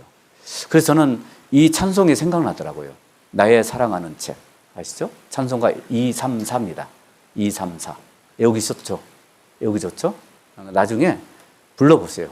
저는 개인적으로 찬송을 잘 못합니다. 그래서 안 부르겠습니다. 나의 사랑하는 책 비록 헤어졌으나 어머님의 무릎 위에 앉아서 재미있게 듣던 말 그때 일을 지금도 내가 잊지 않고 기억합니다. 지금도 잊지 않습니다. 여러분 하나님에 대한 건 어렸을 때 배우면 지금도 안 잊는다고요. 지금도. 지금이 언젠데요? 커서도 안 잊는다고요. 늙어서도 안 잊는다고요. 늙어서도. 그 어머님의 그 성경적인 이야기 진짜 낡고 헤어진 그 성경을 통해서 우리에게 가르쳐 주셨던 여러분 가정교제를 해보세요. 가정교제. 여기 보면 크리스천 헤럴드라는 그 신문에 이렇게 나오더라고요. 그리스도인이 되는데 교회보다 누가 더 영향이 크다고요? 가족의 영향이 더 크대요. 여러분 가정의 영향이 훨씬 크다고요. 교회보다. 그러니까 두 번째는 균형 있는 삶을 좀 살았으면 좋겠습니다. 그러니까 많은 사람들이 교회 생활과 가정과 직장, 학교 생활 좀 조화롭게 못하지 않습니까? 근데 의외로 또 가정에서는 더 조화롭게 못하는 경우가 굉장히 많이 있는 것 같습니다.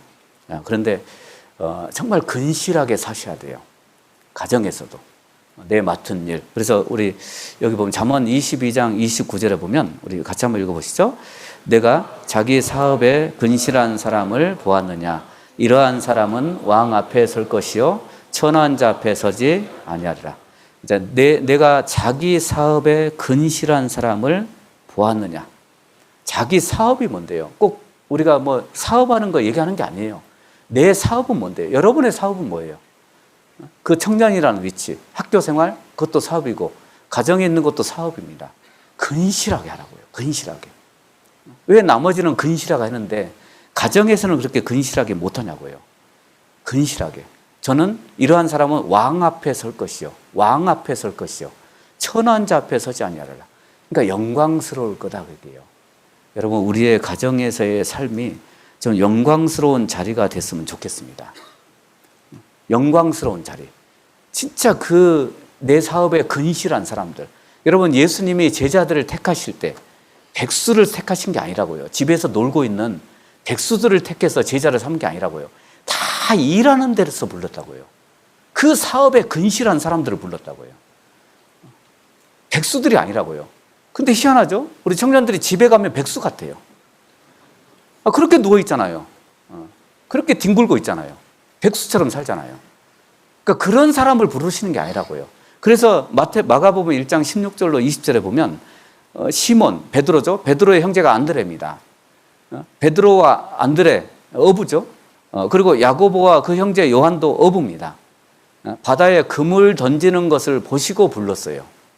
그때 부르셨다고요. 정말 근실하게 일하고 있는 그 제자들을 부르셨다고요. 그리고 야고보와 요한은 그물을 깁는 데서 부르셨다고요. 그물 깁는 데서 물고기 못 빠져나가게. 그래서 사도 요한은 끝까지 살아남아서 서로 사랑하라고 그렇게 외쳤잖아요. 서로 사랑하라고. 그러니까 이유가 있다고요. 그러니까 형제 자매들 못 빠져나가게끔 서로 사랑하라고. 그러니까 끝까지 했던 설교가 그 설교래요. 사도 요한은 서로 사랑하십시오. 그게 설교입니다. 그래서 이 백수들을 부르신 게 아니고 그냥 집에서 노는 논팽이를 부른 게 아니라고요. 하나님은요. 일하는 사람을, 그러니까 근실한 사람을 부르셨다고요. 여러분 하나님께 귀하게 쓰임 받고 싶으면 교회 안에서만 근실하지만 다 근실하게 살아갑니다. 교회 안에서는. 형제자매들 보는 눈이 있으니까요. 다 열심히 합니다. 여러분 집에서도 그렇게 하라고요. 집에서도 성실하게 살고요. 내가 학생이면 학생답게, 내가 직장인이면 직장인답게 그렇게 근실하게 살아가고요. 자녀답게 자녀로서 진짜 근실하게 부모님을 섬기면서 또 부모님에게 순종하면서 그렇게 살으라고요. 그리고 또 한 가지는 개인 경건의 생활. 이걸 우리는 큐티라고 이야기를 합니다. 그러니까 조용히 자신과 하나님의 관계를 통해서 하나님 앞에서 자신의 신앙을 돌아보는 시간들이죠. 여러분, 현대인들은 굉장히 시끄러운 걸 좋아합니다. 여러분, 떠들썩한 걸 좋아합니다. 현대인들은요. 정말 시끄럽죠. 카페를 가도 그렇게 시끄럽고요. 그러니까 또 친구들 만나도 그렇게 시끄럽죠.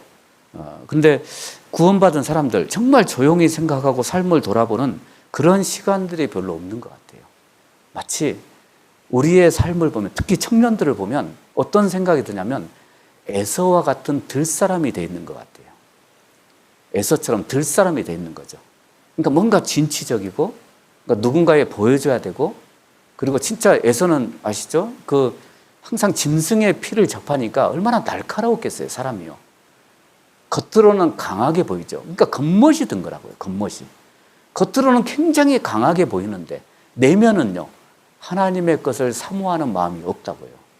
여러분, 종용한 야곱이더라고요. 종용한 야곱. 에서와 같은 들사람이 되지 말고요. 그러니까 우리가 이 경건의 시간이 꼭 필요하다고요, 구원받은 사람들은. 그 경건의 시간을 소홀히 생각하지 말라고요. 우리는 교회 안에서 각종 어떤 뭐예요? 행사, 봉사 다 어울려서 하지 않습니까? 혼자 하는 건 거의 없습니다. 그러니까 눈에 띄는 일들을 많이 합니다. 근데 그걸로만 끝나면 안 된다고요. 그래서 집에 가면, 가정에 가면 조용하게 그 하루를 돌아볼 수 있는, 그래서 큐티 아침에만 하는 게 아니에요. 그 조용한 시간에 하나님을 생각할 수 있는 그런 세미한 하나님의 음성을 들을 수 있는, 여러분 엘리야가 그렇게 하나님의 음성을 들었던 것처럼 바람도 지나가고 태풍도 다 지나갔잖아요. 마지막에 세미한 소리를 들으려면 조용해야 된다고요. 그래야 세미한 소리가 들린다고요. 여러분, 시계 똑딱거리는 소리 지금은 안 들린다고요. 집에 가봐요. 조용히 잘 때 들립니다. 그 소리가 들린다고요. 그러니까 하나님의 음성도 그와 같다고 이야기를 합니다. 하나님의 음성도, 하나님의 응답도 천천히 흐르는 실로와 물이라 그랬거든요. 천천히, 그러니까 폭포수처럼 떨어지는 게 아니고요. 천천히 흐르는 실로와 물. 천천히 흘러간다. 그러니까 아주 잔잔하다고요. 그때 하나님의 음성을 듣고 그때 내 자신을 돌아볼 수 있습니다. 그래서 우리가 일과가 딱 끝나면 집에 가면 개인적인 경건의 시간. 여러분 우리 시대는 골방이 없어지고 있다고요. 골방. 조용히 기도하는 골방. 그게 없어지는 시대라고요. 마태복음 6장에 있는 예수님이 말씀하셨지 않습니까? 그 바리새인들이 기도할 때 저희는 길거리에서 막 사람 보는 데서 금식을 해도 금식했다는 표시가 확 나. 칭찬 듣고 싶어서. 바리새인들은요. 근데 예수님 뭐라 그랬습니까? 오른손이 하는 거 왼손이 모르게 하고. 그죠? 그리고 기도할 때도 어디서 하라고요? 대중적인 기도도 필요하지만 진짜 기도는 골방에서 하라고요. 골방에서. 여러분, 기도실이 있으면 참 좋습니다. 집에. 그래서 저는 결혼하는 우리 신혼 형제 자매들에게 꼭, 제가 자매들에게는 그렇게 얘기합니다. 형제 방이 단칸방에서 시작하신 분들 별로 없죠? 있나? 없겠지. 되게 한 2개 이상은 가지 않습니까? 그래서 방 하나는 항상 그 서재처럼 공부하는 방으로 꾸며주라고 합니다. 거기서 형제가 공부도 하고 기도할 수 있도록. 자매도 마찬가지죠. 그런 방으로 꾸며주라 그래요. 그 공부하는 방으로. 왜? 그 조용한 시간이 우리에게 필요하다고요. 큐티의 시간이죠. 근데 그 골방이 우리 시대는 사라지고 있습니다. 골방이 사라진다고요. 종용한 야곱의 모습이 없어지고 있다고요. 그 에서와 같은 들사람 같은 그런 모습만 남아있다고요. 야곱은 그 종용하다는 뜻이, 여러분, 그냥 조용하다는 뜻이 아니에요. 원문 자체가. 바르다는 뜻이에요. 바르다. 올바르다는 뜻이에요. 그게 종용하다는 뜻이에요. 그러니까 야곱은 바른 사람이에요. 하나님의 축복에 늘 관심이 있었던 사람이 야곱인 거 아시죠? 늘 뱃속에서부터 하나님의 축복에 관심이 있어서 먼저 나오고 싶어서 되게 쌍둥이 나오면 조금 시간차를 두고 나옵니다. 그런데 에서가 나오는 거 보니까 발꿈치에 뭐가 있었어요? 손이 하나 달려서 나왔어요. 이 발꿈치를 잡고 나온 거예요. 야곱이 먼저 나오고 싶어서. 여러분 뱃속에서부터 하나님의 축복에 관심이 있었던 사람이라고요. 하나님과 밤새도록 씨름을 했습니다. 환도표가 위골이 됐다고요. 환도표 내주고 하나님의 축복을 얻은 거라고요. 그거 내주고요. 평생 쩔뚝발이로 살고 하나님의 축복을 받은 거라고요. 야곱은요. 그게 종용하다는 뜻이라고요. 밤새도록 씨름을 했다고요. 축복해 달라고. 그래서 이스라엘이라는 이름을 얻었습니다. 그게 야곱의 모습 아닙니까? 여러분 정말 하나님의 축복을 받고 싶어요? 그러면 종용한 시간이 있어야 된다고. 그 큐티의 시간, 경건한 생활이 있어야 된다고요. 골방이 있어야 된다고요. 골방이요. 여러분 그 골방과 같은 그런 시간들을 마련해 보라고요. 그래서 우리 시편에 보면 여기 보시면 시편에 보면 시편 1편 아시죠? 1편 1절 2절만 우리 같이 한번 읽어보시죠. 복 있는 사람은 악인의 길을 좇지 아니하며 죄인의 길에 서지 아니하며 오만한 자의 자리에 앉지 아니하고 오직 여호와의 율법을 즐거워하여 그 율법을 주야로 묵상하는 자로다. 이 묵상이라는 단어 있죠? 이제 계속 이렇게 중얼거린다는 뜻입니다. 원래 뜻이 중얼거린다 이런 뜻이에요. 근데 우리는 아시는 대로 묵상하는 건 뭔가 생각하는 거예요. 내 삶도 돌아보고 오늘도 이렇게 하루가 지나가면 저녁에 정말 기도하면서 내가 교제했을 때 혹시 내가 말도 좀 실수하지 않았을까? 내가 만나는 사람에게 또 행동으로 저도 그런 게 많거든요. 저도 이렇게 막 운동을 하고 그러면 뭐가 있어요? 승부욕이라는 게 있어가지고 괜히 뭐라 그러고 근데 갔다 오면 너무 후회가 돼요. 그게 뭐라고 뭐 한 골 넣는 게 뭐 그렇게 중요한데 한 골 먹는 게 뭐 중요한 거라고 희한하죠. 그게 기도하면 생각이 난다고요. 저녁에 너무 미안해요 형제들에게 갔다 오면. 그래서 이제 가지 말까 막 그래요. 근데 또 축구하자면 가요 또 하고 싶어가지고. 근데 진짜 그런 후회를 한다고요 우리는. 근데 그런 시간 그런 돌아볼 수 있는 시간이 없으면 그런 생각도 없이 가버린다고요. 우리 전도 집회 때 많이 듣는 오늘 하루는 아시죠? 오늘 하루는 그죠? 너무 일상 속에서 바쁘게 살았는데 오늘 하루는 당신을 위한 시간이 되보라고. 그 우리 특송하지 않습니까? 저는 그 특송이 정말 마음에 와닿았었어요. 현대인들은 너무 시끄럽고 너무 바빠요. 그러니까 조용히 자기 영혼을 생각하고 천국과 지옥을 생각하고 하나님을 생각할 수 있는 여유가 없다고요. 사실 여유가 없어서가 아니라 그렇게 만들어 놓은 거라고요. 자기 자신을. 우리도 그렇다고요. 교회에서는 각종 행사를 하면서 열심히 봉사하고요. 각종 이벤트를 통해서 뭐 찬송도 하고 어울려서 교제를 하고 그런데 정작 자기 자신을 위한 하나님과 내 개인적인 그 진짜 1대1로 생각하는 그 삶의 모습이 없다고요. 여러분 그런 시간이 필요하다고요. 여러분 신앙의 골방을 만들어 보라고요. 그 사라지고 있는 골방 그걸 만들어 보라고요. 그 세미한 음성을 우리가 들을 수 있으면 좋을 것 같습니다. 그래서 시편에 이 묵상이라는 낱말이 많더라고요. 묵상. 시편에 나와 있는 것만 기록을 해놨습니다. 그리고 시편 119편의 내용입니다. 다 묵상이에요. 주의 법도를 묵상하며 주의 율례를 묵상하였나이다. 내가 주의 기사를 묵상하리이다. 주의 율례를 묵상하리이다. 주의 법도를 묵상하리이다. 그것을 종일 묵상하나이다. 내가 주의 증거를 묵상함으로 주의 말씀을 묵상하려고 내 눈이 야경이 깊기 전에 깨었나이다. 묵상하려고 깼습니다. 뭔가 생각을 해본 거죠. 여러분 그 묵상의 시간들을 좀 가져보세요. 경건의 시간들을 가져보라고 합니다. 그리고 또 한 가지는 좀 순종하는 삶을 살아요. 부모님에게. 여러분 진짜 청년들이 요즘 청년들은 너무 까칠합니다. 특히 부모님에게. 그죠? 희한하죠? 교회 어른들에게는 그렇게 안 해요. 교회 어른들에게는 집사님들에게 형제 자매들에게 구역에 가서는 그렇게 안 해요. 근데 왜 집에 가면 부모님에게 그렇게 까칠해요? 이렇게 대드는 게 많아요. 이렇게 마음을 놔버리냐고요. 여러분 그분도 교회 어른입니다. 내 부모님도 교회 어른이라고요. 나도 언젠간 어른이 될 거 아닙니까? 내 자식이 그렇게 한다고 한번 생각해 보세요. 슬픈 거라고. 제가 지나고 나니까 그래요. 너무 슬픈 거라고요. 그게. 부모를 무시하는 사람들. 정말 엄마를 무시하고 너무 쉽게 생각하는 사람들이 있습니다. 너무 슬픈 거예요. 여러분 부모 입장에서 한번 보라고요. 너무 슬픈 거예요. 자식에게 그런 취급받을 위치가 아니라고요. 위치 자체가. 그런데 왜 부모님에게 그렇게 하냐고요. 그렇게 쉬운 존재가 돼 있냐고요. 여러분 순종하는 삶을 사셔야 돼요. 그래서 우리가 서두에 읽었던 누가복음 2장 예수님이죠. 한 번 더 읽죠. 51절 52절 같이 한번 읽어보시죠. 예수께서 한 가지로 내려가사 나사렛에 이르러 순종하여 받드시더라. 그 모친은 이 모든 말을 마음에 두니라. 그 모친은 이 모든 말을 마음에 두니라. 순종하여 받드시더라. 여러분 예수님도 여러분 30년 동안 그 부모에게서 순종하면서 목수의 일을 했습니다. 30년 동안요. 그 육신적인 위치를 지켜줬다고요.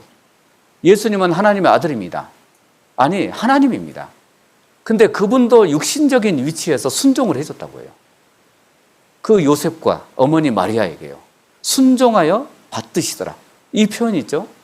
정말 이 표현이 너무 마음에 와닿는 거예요. 순종하여 받드시더라. 그래서 그 지혜도 잘하고 그리고 키도 잘하고 키는 육신적인 모습 아니에요? 그러니까 키도 잘하고 하나님과 사람에게 더 사랑스러워 가시더라. 그러니까 우리가 그랬으면 좋겠어요. 하나님과 사람에게 또 부모님들에게 있어서 우리는 자식된 도리로서 정말 사랑스러워 가는 형제 자매들 청년들이 됐으면 좋겠습니다. 사랑스러워 가시더라. 그래서 순종하여 받드시더라. 이 표현이 있죠. 정말 마음에 와닿았습니다. 여러분 그러셔야 된다고. 순종하셔야 된다고요. 부모님에게 순종하고 그죠? 집안 어른들에게 순종하고 그게 예의 아닙니까? 여러분 그런 이야기가 있습니다. 못생겨도 상관없다고. 안 예뻐도 예쁘지 않아도 상관없다고. 하지만 예의 없는 건 안 된다고. 여러분 예의가 없는 건 안 된 거라고요. 예의가 있어야죠. 우리 가정에서 특히 예의를 지키셔야 됩니다. 가정에서요. 쉬운 존재일수록 가장 가까이 지내는 사람일수록 예의를 더 지켜주셔야 돼요. 아시죠? 그런데 우리는 너무 가까운 사람이기 때문에 예의를 안 지킵니다. 말도 함부로 하고 너무 편하게 해버리죠. 그리고 할 얘기 못할 얘기 다 해버리죠. 그리고 정말 상처를 많이 줍니다. 정말 상처를 많이 주지 않습니까? 부모에게 상처를 주고. 여러분 제가 한번 물어볼게요. 여러분은 상처를 많이 받는다고 생각해요? 상처를 많이 주는 것 같아요? 어떻게 생각하세요? 그러니까 솔직하게 얘기해 보세요. 나는 상처를 많이 받는 사람이야. 나는 상처를 많이 어떤 쪽이 더 큰 것 같아요? 거의 대부분은 상처를 많이 받는다고 생각한대요. 아닙니다. 오히려 상처를 더 많이 줍니다. 우리가요. 상처를 더 많이 받을수록 나는 더 상처를 더 많이 줍니다.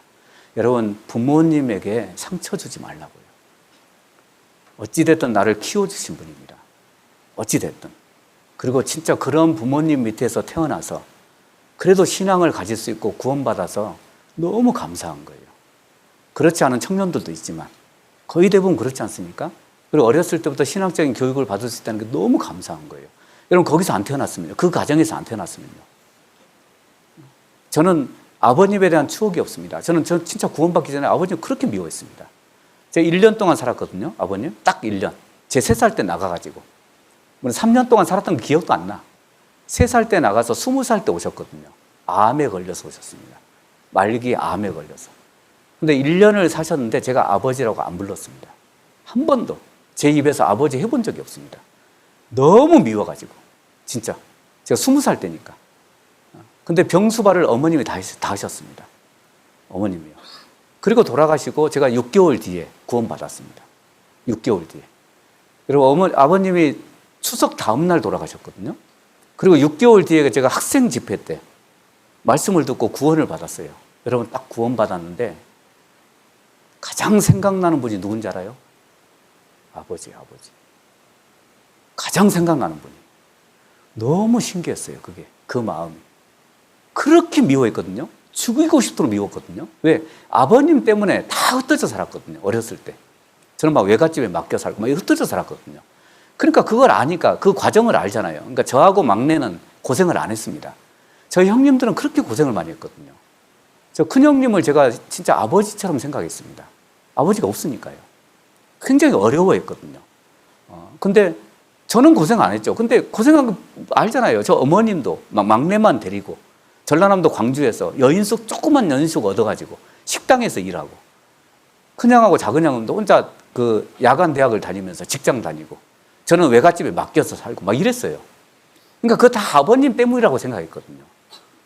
그러니까 너무 미운 거예요. 오셨는데 20살 때 오셨는데 너무 미운 거예요. 제가 너무 죄송한데 칼까지 들었어요. 칼까지. 저게 무슨 아버지냐고.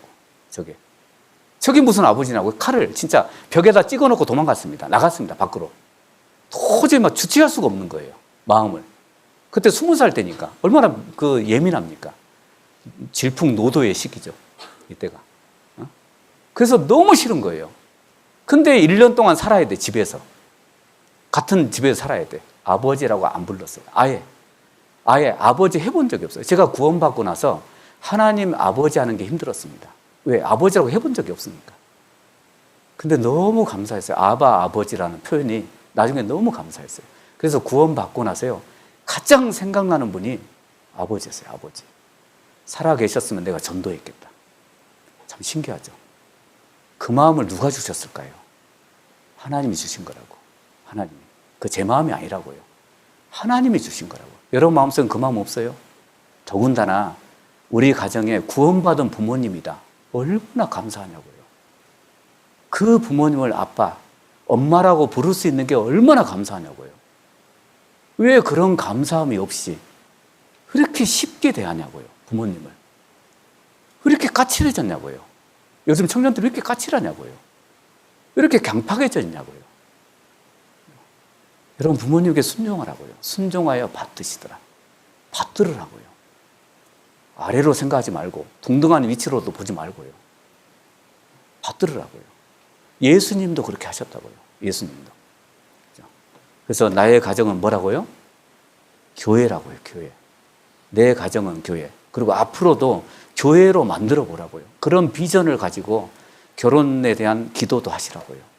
그리고 아이들을 낳을 때도 그런 비전을 가지고 그래 이 아이는 교회 안에 있는 아이야. 가정이라는 교회 안에 있는 아이야. 그러니까 우리가 함부로 이 아이를 내 것처럼 키우면 안 된다고요. 하나님의 것으로 키워줘야 된다고요. 여기 보시면 제가 인터넷 보다가 손에 우리 손 있죠. 손에 10계명이 있더라고요. 10계명. 첫 번째는 뭐냐. 하나, 치고 때리는 데 사용하지 않고 두드리며 격려하는 데 사용하겠습니다. 둘, 상처 주는 데 사용하지 않고 치료하는 데 사용하겠습니다. 셋, 차갑게 거절하는 데 사용하지 않고 따뜻하게 꼭 잡아주는 데 사용하겠습니다. 넷, 오락이나 도박에 사용하지 않고 봉사하고 구제하는 데 사용하겠습니다. 다섯, 받기만 하는 데 사용하지 않고 나누어 주는 데 사용하겠습니다. 여섯, 비방하는 손가락으로 사용하지 않고 위에서 기도하고 찬양하는 데 사용하겠습니다. 일곱, 투기와 착취에 사용하지 않고 성실히 땀 흘리는 데 사용하겠습니다. 여덟, 뇌물을 주고 받는 데 사용하지 않고 하나님의 공의로 정직하게 행하는 데 사용하겠습니다. 아홉, 인터넷으로 음란물을 클릭하거나 텔레비전 채널을 돌리는 데 사용하지 않고 설교를 듣고 성경책을 잡는 데 사용하겠습니다. 열, 놀고 먹으며 게으르지 않고 공부하는 일에는 공부하고 일하는 데 사용하겠습니다. 이게 손의 10계명이더라고요. 그러니까 내 손을 이렇게 쓰겠습니다. 여러분 내 몸도 손뿐만 아니죠. 내 마음도 진짜 주님을 위해서 썼으면 좋겠습니다. 10계명처럼 우리 계명 괜히 주신 게 아니지 않습니까? 그러니까 필요 없는 게 아니라고요. 다 필요한 걸 주신 거라고요. 그래서 그런데 배려하는데 내 손을 진짜 내 가족을 위해서 기도하는데 구원받지 않은 가정을 위해서 가족들을 위해서 기도하는데 그런 데다 손을 쓰라고요. 쓸데없는 데 쓰지 말고요. 그리고 또 한 가지는 이제 구원받지 않은 가정이 있을 것 같아요. 그래서 좀 기도가 되는 게 뭐냐면 가족들이 다 구원받지 않고 혼자만 구원받고 신앙생활하는 청년들도 있을 것 같습니다. 이제 정말 주변에서 기도 많이 해주셔야 돼요. 그런 분들은요. 부모님이 구원을 못 받으셨다든지 아니면 그 형제들이 구원을 못 받고 혼자만 아주 꿋꿋하게 신앙을 지키는 형제 자매들이 있습니다. 그 청년들이 있다고요. 그러니까 주변에서 그 사정을 알면 기도를 많이 해주셔야 됩니다. 이제 이런 거 있어요. 나는 왜 우리 집안에서 나를 먼저 구원받게 하셨을까? 하나님이. 내 부모님을 먼저 구원받겠으면 훨씬 쉬웠을 텐데 그거는 네 생각이고, 네 생각. 그거는 자기 생각이고요. 그거는 자기 생각이라고요. 하나님의 뜻이 있을 겁니다. 기다려 보라고요. 나를 사용하시기 위한 뜻이 있을 거예요. 이유가 있을 거 아니냐고요. 저는 다 이유가 있다고 생각해요. 그게 맞고요. 그리고 진짜 그 이유를 지금은 잘 몰라요. 하지만 이유가 있을 겁니다. 그래서 꿋꿋하게 신앙을 지키면서 가족들에게 전도하는 형제 자매들이 있을 것 같습니다. 이제 그런 분들은 집에서 정말 본이 되는 삶을 사셔야 되고요. 그리고 가족들을 위해서 정말 기도하세요. 기도하시라고요. 기도하면 하나님이 왜 안 들어주시겠습니까? 여러분, 세상 사람들도 그 악한 자라도 자식에게 좋은 걸 준다고요. 좋은 거. 하물며 하나님이 왜 좋은 걸 안 주시겠냐고요. 악한 사람도 자기 자식에게는 좋은 걸 주잖아요. 하나님은요, 뭐 그런 사람하고 다르죠. 하나님은 더 좋은 걸 주실 겁니다. 그리고 특별히 자기가 하는 일, 학생이면 학생, 또 직장인이면 직장인, 이런 것에 좀 흠이 잡히지 않도록, 그러니까 그게 본이 안 된다든지 이러면 안 될 것 같습니다. 그래서 본이 되는 삶을 살고, 그리고 기도하는 생활과, 그리고 자신의 일에 좀 충실히 살았으면 좋겠습니다. 그리고 이제 마지막으로 질문이 엄청 많이 왔습니다. 질문이 딱 2개 왔습니다. 2개. 질문이 2개. 엄청나게. 2개. 저는 많이 왔다고 생각해요. 1개만 왔으면 어쩔 뻔했습니까? 다행히 2개가 왔습니다. 2개. 너무 감사드리고요. 아마 가정에 대해서는 별로 궁금한 게 없는 것 같습니다. 이분들 외에는. 그래서 여기에 첫 번째 질문입니다. 안녕하세요. 저는 구원받은 가정에서 신앙생활하고 있는 청년 자매입니다. 부모님과 함께 살고 있지만 부모님께서 가정을 돌아보시는데 어려움을 겪고 계신 것 같습니다. 이런 상황 가운데서 자녀로서 어떤 합당한 모습이 되어야 하는지 궁금합니다. 가정 안에서 아버지, 어머니, 자녀로서 각 위치 내에서 마땅히 해야 할 역할을 가지고 있다고 생각합니다. 너무 마음만 앞서다가 분량에 지나치거나 역할에 넘치지 않고 싶은데 어떻게 하는 것이 지혜일지 여쭤보고 싶습니다. 근데 어떤 어려움인지는 모르겠습니다. 부모님이 아마 이 자매님이 생각하기에 이제 좀 안타까우신 것 같아요.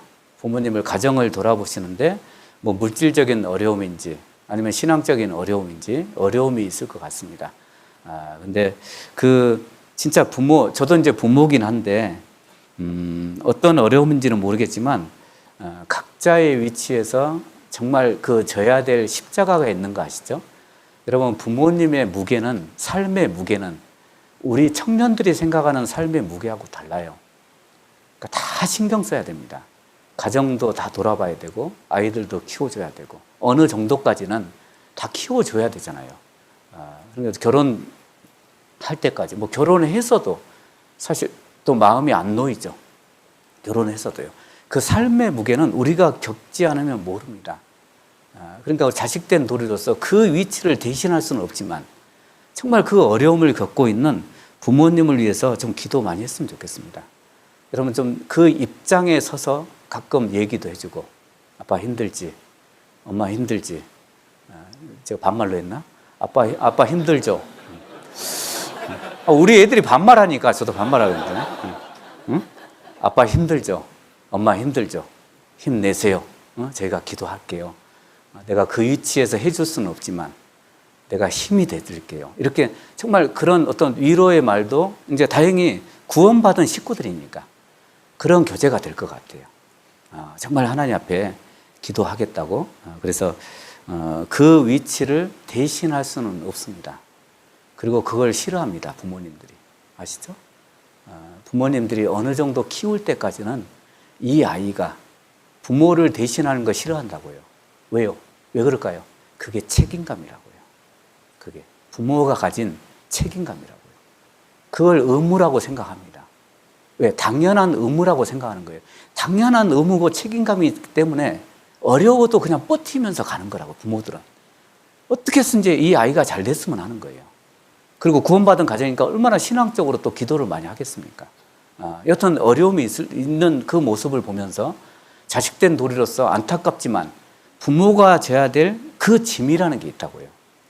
그걸 내가 대신 질 수 있는 건 아닐 것 같아요. 그래서 각자의 위치에서 내 삶의 무게를 감당하고 또 자녀로서도 삶의 무게를 감당하고 기도하면서 정말 기도해 주면 될 것 같습니다. 그리고 나중에 내가 또 그 위치가 됐을 때 또 그때는 진짜 이해를 하실 겁니다. 내 부모님이 저도 그래요. 저도 엄마 떠나고 아버님은 이제 진즉 돌아가셨지만 어머님은 3년 전인가 돌아가셨거든요. 그러니까 이제 조금 이해돼요. 조금 이해된다는 표현이 뭐냐면 내가 자식을 낳고 키워보고 또 애도 이제 장가 보내고 시집 보내고 이러니까 조금 이해되는 거라고요. 그 조금이라고요. 다 이해 안 된다고요. 얼마나 무거우셨을까? 그리고 얼마나 미안해 하셨을까? 자식에게. 그러니까 저도 그러니까 지금요. 미안한 게 있고 못 해주는 게 있고 뭐 이런 게 있지 않습니까? 그게 부모라고요. 그게 책임감이라고요. 부모가 가진 의무라고요. 그러니까 그 부모가 가진 의무와 책임을 다 하고 있는 거라고요. 우리 부모들은요. 그걸 싫어하는 사람 없다고요. 그리고 그거를 안 졌으면 좋겠다 이런 사람 없다고요. 다 져야 된다고 생각한다고요. 단지 어렵게 가는 것 뿐이라고요. 어떤 사람들은요. 근데 그 어려움을 지켜보는 우리 자식된 도리로서 기도하라고요. 정말 기도해주고 그리고 말 한마디라도 따뜻하게 해주시라고요. 따뜻하게 부모에게. 여러분 부모님 한번 안아드리고 사랑한다고 해보신 적 있어요? 있어요? 없어? 하나도 없어? 해보라고요. 진짜 지쳐있다고요. 부모들이요. 그러니까 진짜 한번 안아드리고 엄마 사랑해, 아빠 사랑해. 이것도 반말인가? 아무튼 해보라고요. 그렇게 해보시라고요. 다른 걸 떠나서요. 다른 걸 떠나서 왜냐하면 삶의 무게, 우리가 이해하지 못하는 그 무게를 지고 있습니다. 물론 청년들도 마찬가지죠. 자식들도 마찬가지죠. 부모가 이해하지 못하는 또 무게가 있을 것 같습니다. 그러니까 서로 그럴 것 같아요. 그래서 어떤 어려움인지는 모르겠습니다. 어떤 물질적인 어려움인지. 그러니까 가정을 돌아보신다는 게 아마 물질적인 것 같기도 합니다. 많이 기도해 주시기 바랍니다. 그 일을 대신할 수는 없지만. 그리고 두 번째는 질문이 있어 글 남기게 되었습니다. 저는 부모님이 제가 어릴 때 구원 받으셔서 감사하게도 저도 어릴 때 구원받고 신앙생활을 하고 있는데요. 사실 부모님도 육신이 있으시기에 제 앞에서 신앙적이지 못한 모습을 보일 때 심령이 많이 상해서 그걸로 다툰 일이 많았습니다. 사실 부모님께 순종해야 하는 것도 아는데 저도 모르게 부모님께서 실망스러운 모습을 보이시면 바로 지적을 하거나 부모님의 의견에는 항상 반대를 할 때가 많습니다. 결국 기도로 기다리고 사랑해야 하는 정답은 알지만 더욱 지혜롭게 가정생활을 할 수 있는 방법이 있을까 해서 질문 남깁니다. 이렇게 여기도 구원받은 가정입니다. 가족 모두가 구원받아서 신앙생활 하는 건 아까도 말씀드린 것처럼 감사한 일입니다. 그러니까 그 감사함이 더 컸으면 좋겠어요. 제 생각은.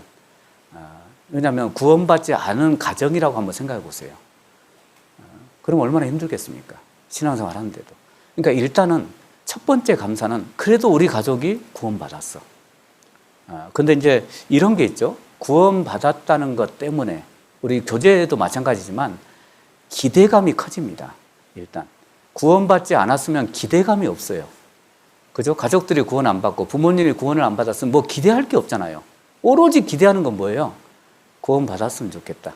이거밖에 없습니다. 근데 구원받은 가정에서는 너무 기대감이 많아요. 이렇게 해줬으면 좋겠고 저렇게 살았으면 좋겠고. 그러니까 육신적인 모습을 보일 때 더 그 기대감이 무너지니까 더 실망을 하게 되죠. 아마 여기에 있는 이 질문을 한 우리 청년은 정말 열심히 살려고 하는 것 같아요. 너무 열심히 살려고 하다 보니까 가족들의 그 부모님들의 신앙의 모습을 보면서 실망을 많이 하는 것 같습니다. 되게 실망하는 사람들이 그런 부류가 많거든요. 열심히 살려고 하는 거예요. 그러니까 열심히 살려고 하는데 상대방은 그렇지 않은 모습이 있는 거예요. 그러니까 실망을 많이 하는 거죠. 그래서 다툼을 많이 합니다. 근데 그 다툰다는 게 썩 좋은 일은 아닙니다. 우리 갈라디아서 6장, 우리 그냥 화면 볼까요? 화면 보시죠. 갈라디아서 6장 1절로 5절인데 우리 같이 한번 읽어보시죠. 형제들아, 사람이 만일 무슨 범죄한 일이 드러나거든 신령한 너희는 온유한 심령으로 그러한 자를 바로잡고 내 자신을 돌아보아 너도 시험을 받을까 두려워하라. 만일 누가 너희가 짐을 서로 지라. 그리하여 그리스도의 법을 성취하라. 만일 누가 아무것도 되지 못하고 된 줄로 생각하면 스스로 속임이니라. 각각 자기의 일을 살피라. 그리하면 자랑할 것이 자기에게만 있고 남에게는 있지 아니하리니 각각 자기 짐을 질 것이니라. 그러니까 이제 형제들아, 사람이 만일 무슨 범죄한 일이 드러나거든 신령한 너희는 온유한 심령으로 그러한 자를 바로잡고, 그러니까 이것만 생각하시면 안 돼요. 그러한 자를 바로잡고, 그럼 내가 바로잡아야 돼. 이제 나는 그래서 막 재판관이 돼야 돼. 아닙니다. 그 앞구절이 중요한 거예요. 신령한 너희는. 그리고 온유한 심령으로. 이게 더 중요한 거예요. 그러니까 정말 네가 더 신령하다면 온유한 심령으로 그러한 자를 바로잡고, 그리고 또 한 가지는 뭐냐? 내 자신을 돌아보아 너도 시험을 받을까 두려워하라. 그리고 너희가 짐을 서로 지라. 그러니까 이게 마치 내 짐이 아닌 것처럼 생각하지 말라, 그런 뜻이거든요. 그리하여 그리스도 법을 성취하라. 그런데 여기 보면 4절에도 보면 각각 자기의 일을 살피라. 그러면 자랑할 것이 자기에게만 있고 남에게는 있지 아니하리니 각각 누구 짐을 지라고요?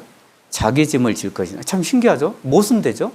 각각 짐을 서로 지라고 했으면서 너희가 짐을 서로 지라. 근데 5절에서는 각각 자기 짐을 져라. 이게 무슨 뜻이에요, 그러면? 그러니까 짐도 짐 나름이다, 그게요.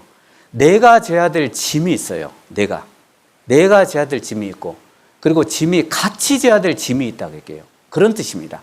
그러니까 서로 지라는 얘기는 혼자 질 수 없는 짐인 거예요.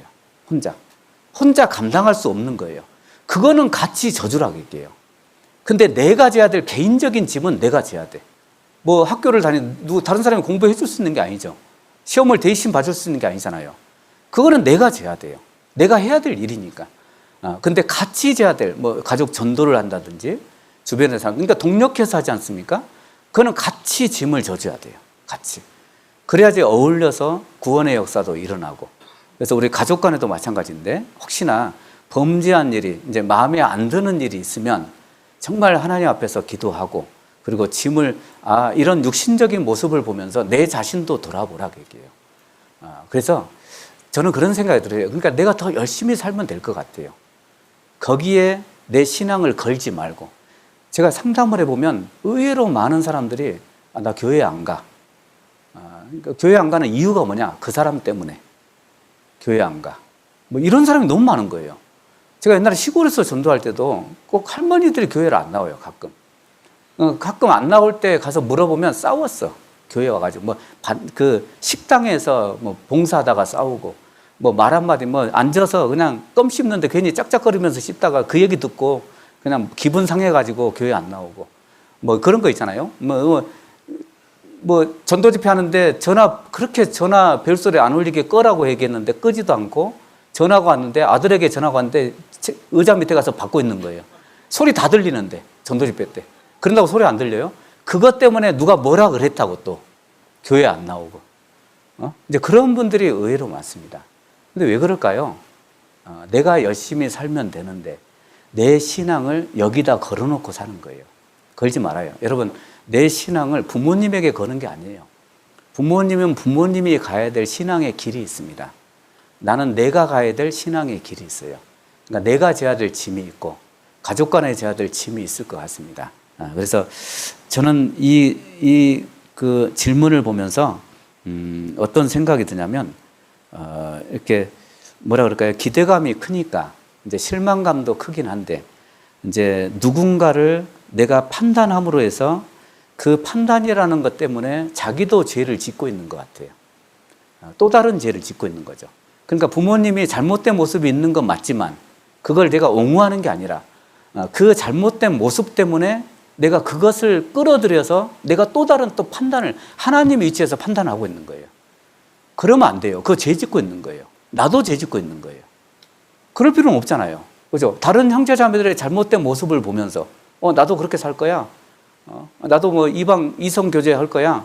이방인들하고 이방 교제 하면서 또 결혼도 그렇게 할 거야. 이렇게 하는 사람도 있던데, 그러면서 자기를 끌어들이면 안 된다고요. 거기다가 내 신앙을 거기다 걸면 안 된다고요. 그러니까 또 다른 죄를 짓고 있는 거라고. 그 사람도 죄를 짓고 있지만 나는 그걸로 인해서 또 다른 죄를 짓고 있는 거라고요. 그러니까 그러지 말라고요. 그런 모습이 보일지라도 나는 죄지면 안 된다고. 내 마음이 상하고 그것 때문에 다툼을 하고 그러면 안 된다고요. 제가 어떤 뭐 책인가 그 인터넷 보면서 그런 이야기가 있었습니다. 이렇게 구원받은 사람들이, 저는 그런 생각이 들어요. 구원받은 사람들이 하는 말들이 다 좋은 말이에요. 아시죠? 형제 자매들 막 생각한다고 하는 말들이고, 그리고 이해해주고 이런 말들이 많거든요. 부부간에도 사실 좋은 말입니다. 부부 이렇게 얘기 들어보면 그렇게 이렇게 틀린 얘기는 아니에요. 근데 왜 기분이 나쁠까요? 서로 왜 기분이 나빠요? 그 형제의 말이 왜 기분이 나쁠까요? 저는 어떤 인터넷 보면서 그 얘기를 하더라고요. 너무나 좋은 말인데 그 좋은 말을 분노의 그릇에 담아서 얘기하는 거예요. 좋은 말을. 너무나 은혜로운 말인데 은혜의 그릇에 담아서 얘기하면 좋은데 자기 감정의 그릇에 담아서 얘기하는 거예요. 그러니까 부모님의 잘못된 모습을 내가 지적을 할 때 지적질만 하는 거죠. 그러니까 분노의 그릇에 담아서 얘기한 거예요. 그러니까 부모님이 좋아하겠어요? 좋은 말인데. 그러니까 말은 맞아요. 근데 왜 상대방이 기분이 나쁘겠냐 그게요. 저는 그 말이 맞다고 생각합니다. 그리스도인들이 왜 내 말을 듣고 기분 나빠할까? 왜 싫어할까? 거기에 감정이 들어가 있는 거라고. 그리고 내가 싫은 게 들어가 있는 거라고. 그냥 감정이 들어가 있고 분노가 들어가 있는 거라고. 여러분, 금사과는 어디에 담아야 돼요? 은쟁반에 담아야 된다고요. 금사과는. 근데 금사과를 쓸데없는 아주 형편없는 그릇에 담아서 주는 거예요. 뭔가 안 어울린다고 얘기해요. 그래서 이런 거 있죠? 저 설교 때 한번 보여줬는데 은쟁반의 금사과입니다. 이거 보면 어떤 말씀이 생각나요? 잠언 25장 11절에 우리 같이 한번 읽어보시죠. 경우에 합당한 말은 아로 새긴 은쟁반의 금사과니라. 이게 딱 맞다고요. 그러니까 금사과면 은쟁반에 담아서 주라고요. 그렇게 은혜로운 말이라면 은혜로운 그릇에 담아서 주라고요. 은혜의 그릇에 담아서 주라고요. 그러면 기분 안 나쁩니다. 상대방이요. 다툴 일이 없다고요. 그러니까 부모님에게도 그렇게 하라고요.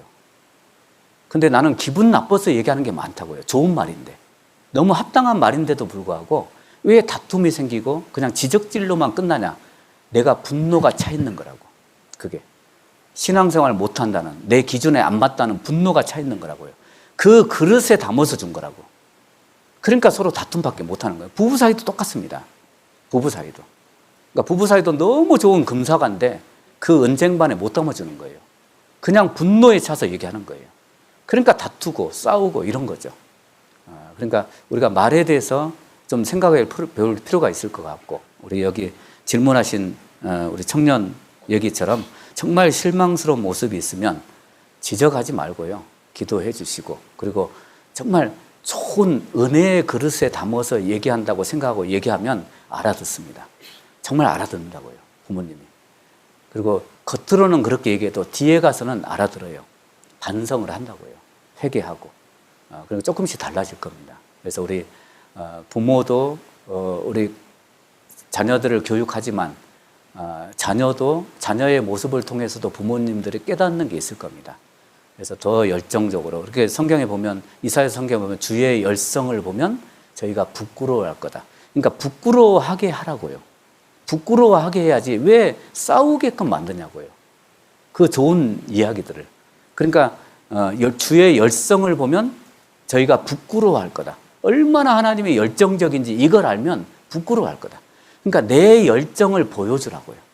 내 열정을. 그러니까 분노를 보여주지 말고, 막 지적질하는 거 보여주지 말고, 열정을 보여주면 부끄러워한다고요. 주변에 있는 사람들이. 우리 청년들도 마찬가지입니다. 누가 어떻게 살고 관심 많죠. 하지만 내 열정을 보여주라고요. 그러면 그 사람이 부끄러워한다고요. 열심히 전도하는 모습 보여주면 전도를 못하고 있는 형제 자매들이 부끄러워한다고요. 그게 제일 좋은 방법일 것 같습니다. 그래서 그렇게 이제 질문 딱 2가지밖에 없어요. 그리고 제가 마지막으로 저는 꼭 설교 가면 이 얘기를 해줍니다. 우리 청년들이 저는 이 주기철 목사님 마지막 설교거든요. 우리 용인에 가면 기독교 기념관이 있습니다. 거기 가면 주기철 목사님이 이제 다른 목사님들의 어떤 그 기념비, 비석도 굉장히 많은데 주기철 목사님의 마지막 설교가 비석에 새겨져 있습니다. 이게 마지막 설교예요. 그래서 그때 일본 그 경찰들이 이제 마지막 설교할 때 잡으러 왔어요. 강당에. 잡으러 왔다가 주기철 목사님의 마지막 설교를 들으면서 뛰쳐나갔어요. 울면서. 경찰들이. 잡으러 왔다가 밖으로 나갔어요. 너무 감동적인 설교를 한 거예요. 그 마지막 설교 이 내용입니다. 여기 한번 보세요. 이게 비석에 써져 있습니다. 처음에는 우리가 십자가를 지지만 나중에는 주님의 십자가가 우리를 져줍니다. 주님을 위하여 오는 고난을 내가 이제 피하였다가 이 다음에 내가 무슨 낯으로 주님을 대하오리까? 이 다음에 주님이 너는 내 이름과 평안과 즐거움을 다 받아 누리고 내가 준 유일한 유산인 고난의 십자가는 어찌하고 왔느냐고 물으시면 내가 무슨 말로 대답해야 합니까? 처음에는 우리가 십자가를 지지만 나중에는 십자가가 우리를 져줍니다. 십자가 내 주의 십자가만 바라보고 나아갑시다. 이게 마지막 설교 내용 중에 하나입니다. 저는 이게 비석에 새겨져 있거든요. 이 고난의 명상이라는 주기철 목사님 비석에 새겨져 있는 겁니다. 이게 마지막 설교했던 내용입니다. 1940년도 여름에. 이 내용 속에 이 내용 있죠? 내가 준 유일한 유산인 고난의 십자가는 어찌하고 왔느냐? 이렇게 물어보시면 나는 뭐라고 대답할까요? 여러분 생각해 보자는 얘기입니다. 여러분 우리의 유일한 유산 십자가입니다. 사도 바울도 십자가 외에는 자랑할 게 없다고 그랬거든요. 그게 유산이라고요. 그거 어쩌고 왔어? 하나님 앞에 섰을 때. 그러면 나는 뭐라고 대답할까요? 저는 눈물 나더라고요. 도대체 나는 뭐라고 대답할까? 나에게 주신 십자가인데 그것 때문에 내가 구원받아서 그래도 청년의 시기를 교회 안에서 그게 아니라면 청년의 시기 교회 안에 없었을 거 아닙니까?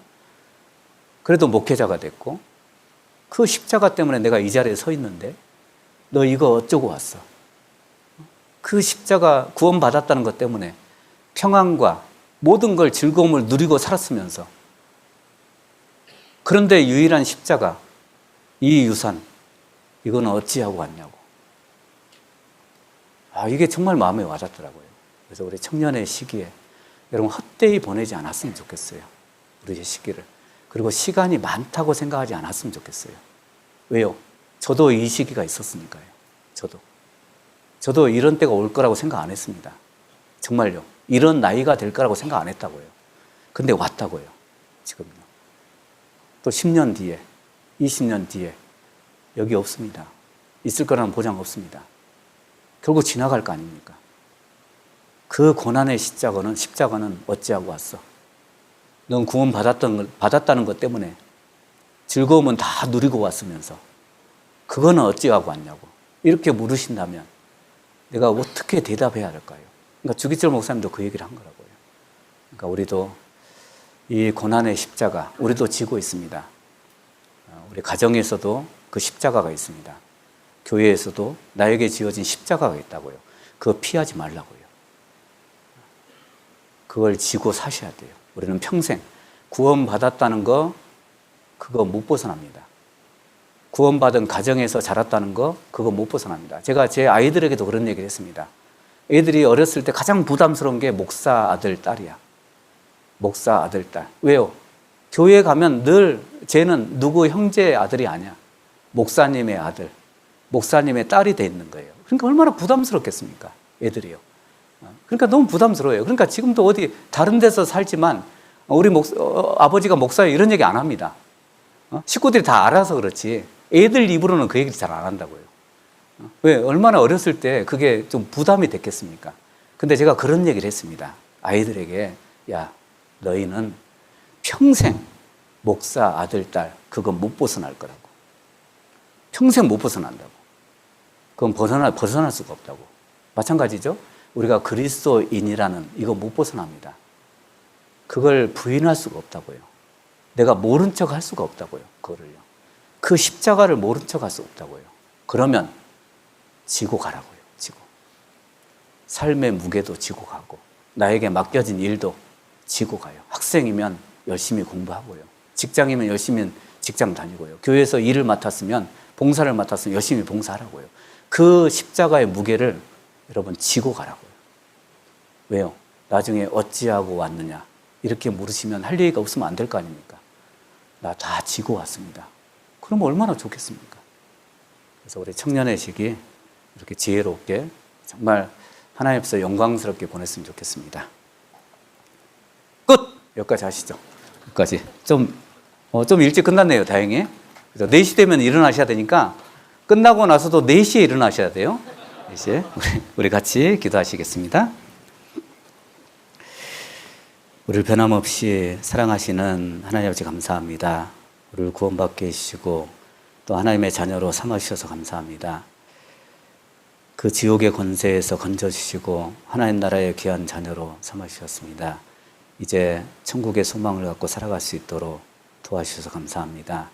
이 땅에서 임마누엘의 하나님을 믿고 살아갈 수 있도록 도와주시고 많은 어려움과 또 힘든 일 가운데서도 주님이 맡겨주신 귀한 십자가의 그 짐을 지고 살 수 있도록 도와주시옵소서. 특별히 우리 청년 동계수련회 더욱더 유익한 시간들로 채워주시고 우리에게 더욱더 말씀의 은혜를 허락해 주셔서 이 마지막 때 선하신 뜻이 무엇인지 우리에게 원하신 일이 무엇인지 항상 깨우쳐 알아갈 수 있도록 주님 도와주시옵소서. 나머지 모든 일정 가운데도 함께해 주시고 더욱더 신앙이 성장하는 귀한 시간들로 채워지게 도와주시옵소서. 우리를 죄악 가운데서 구원해 주신 예수님의 이름으로 기도드렸습니다. 아멘.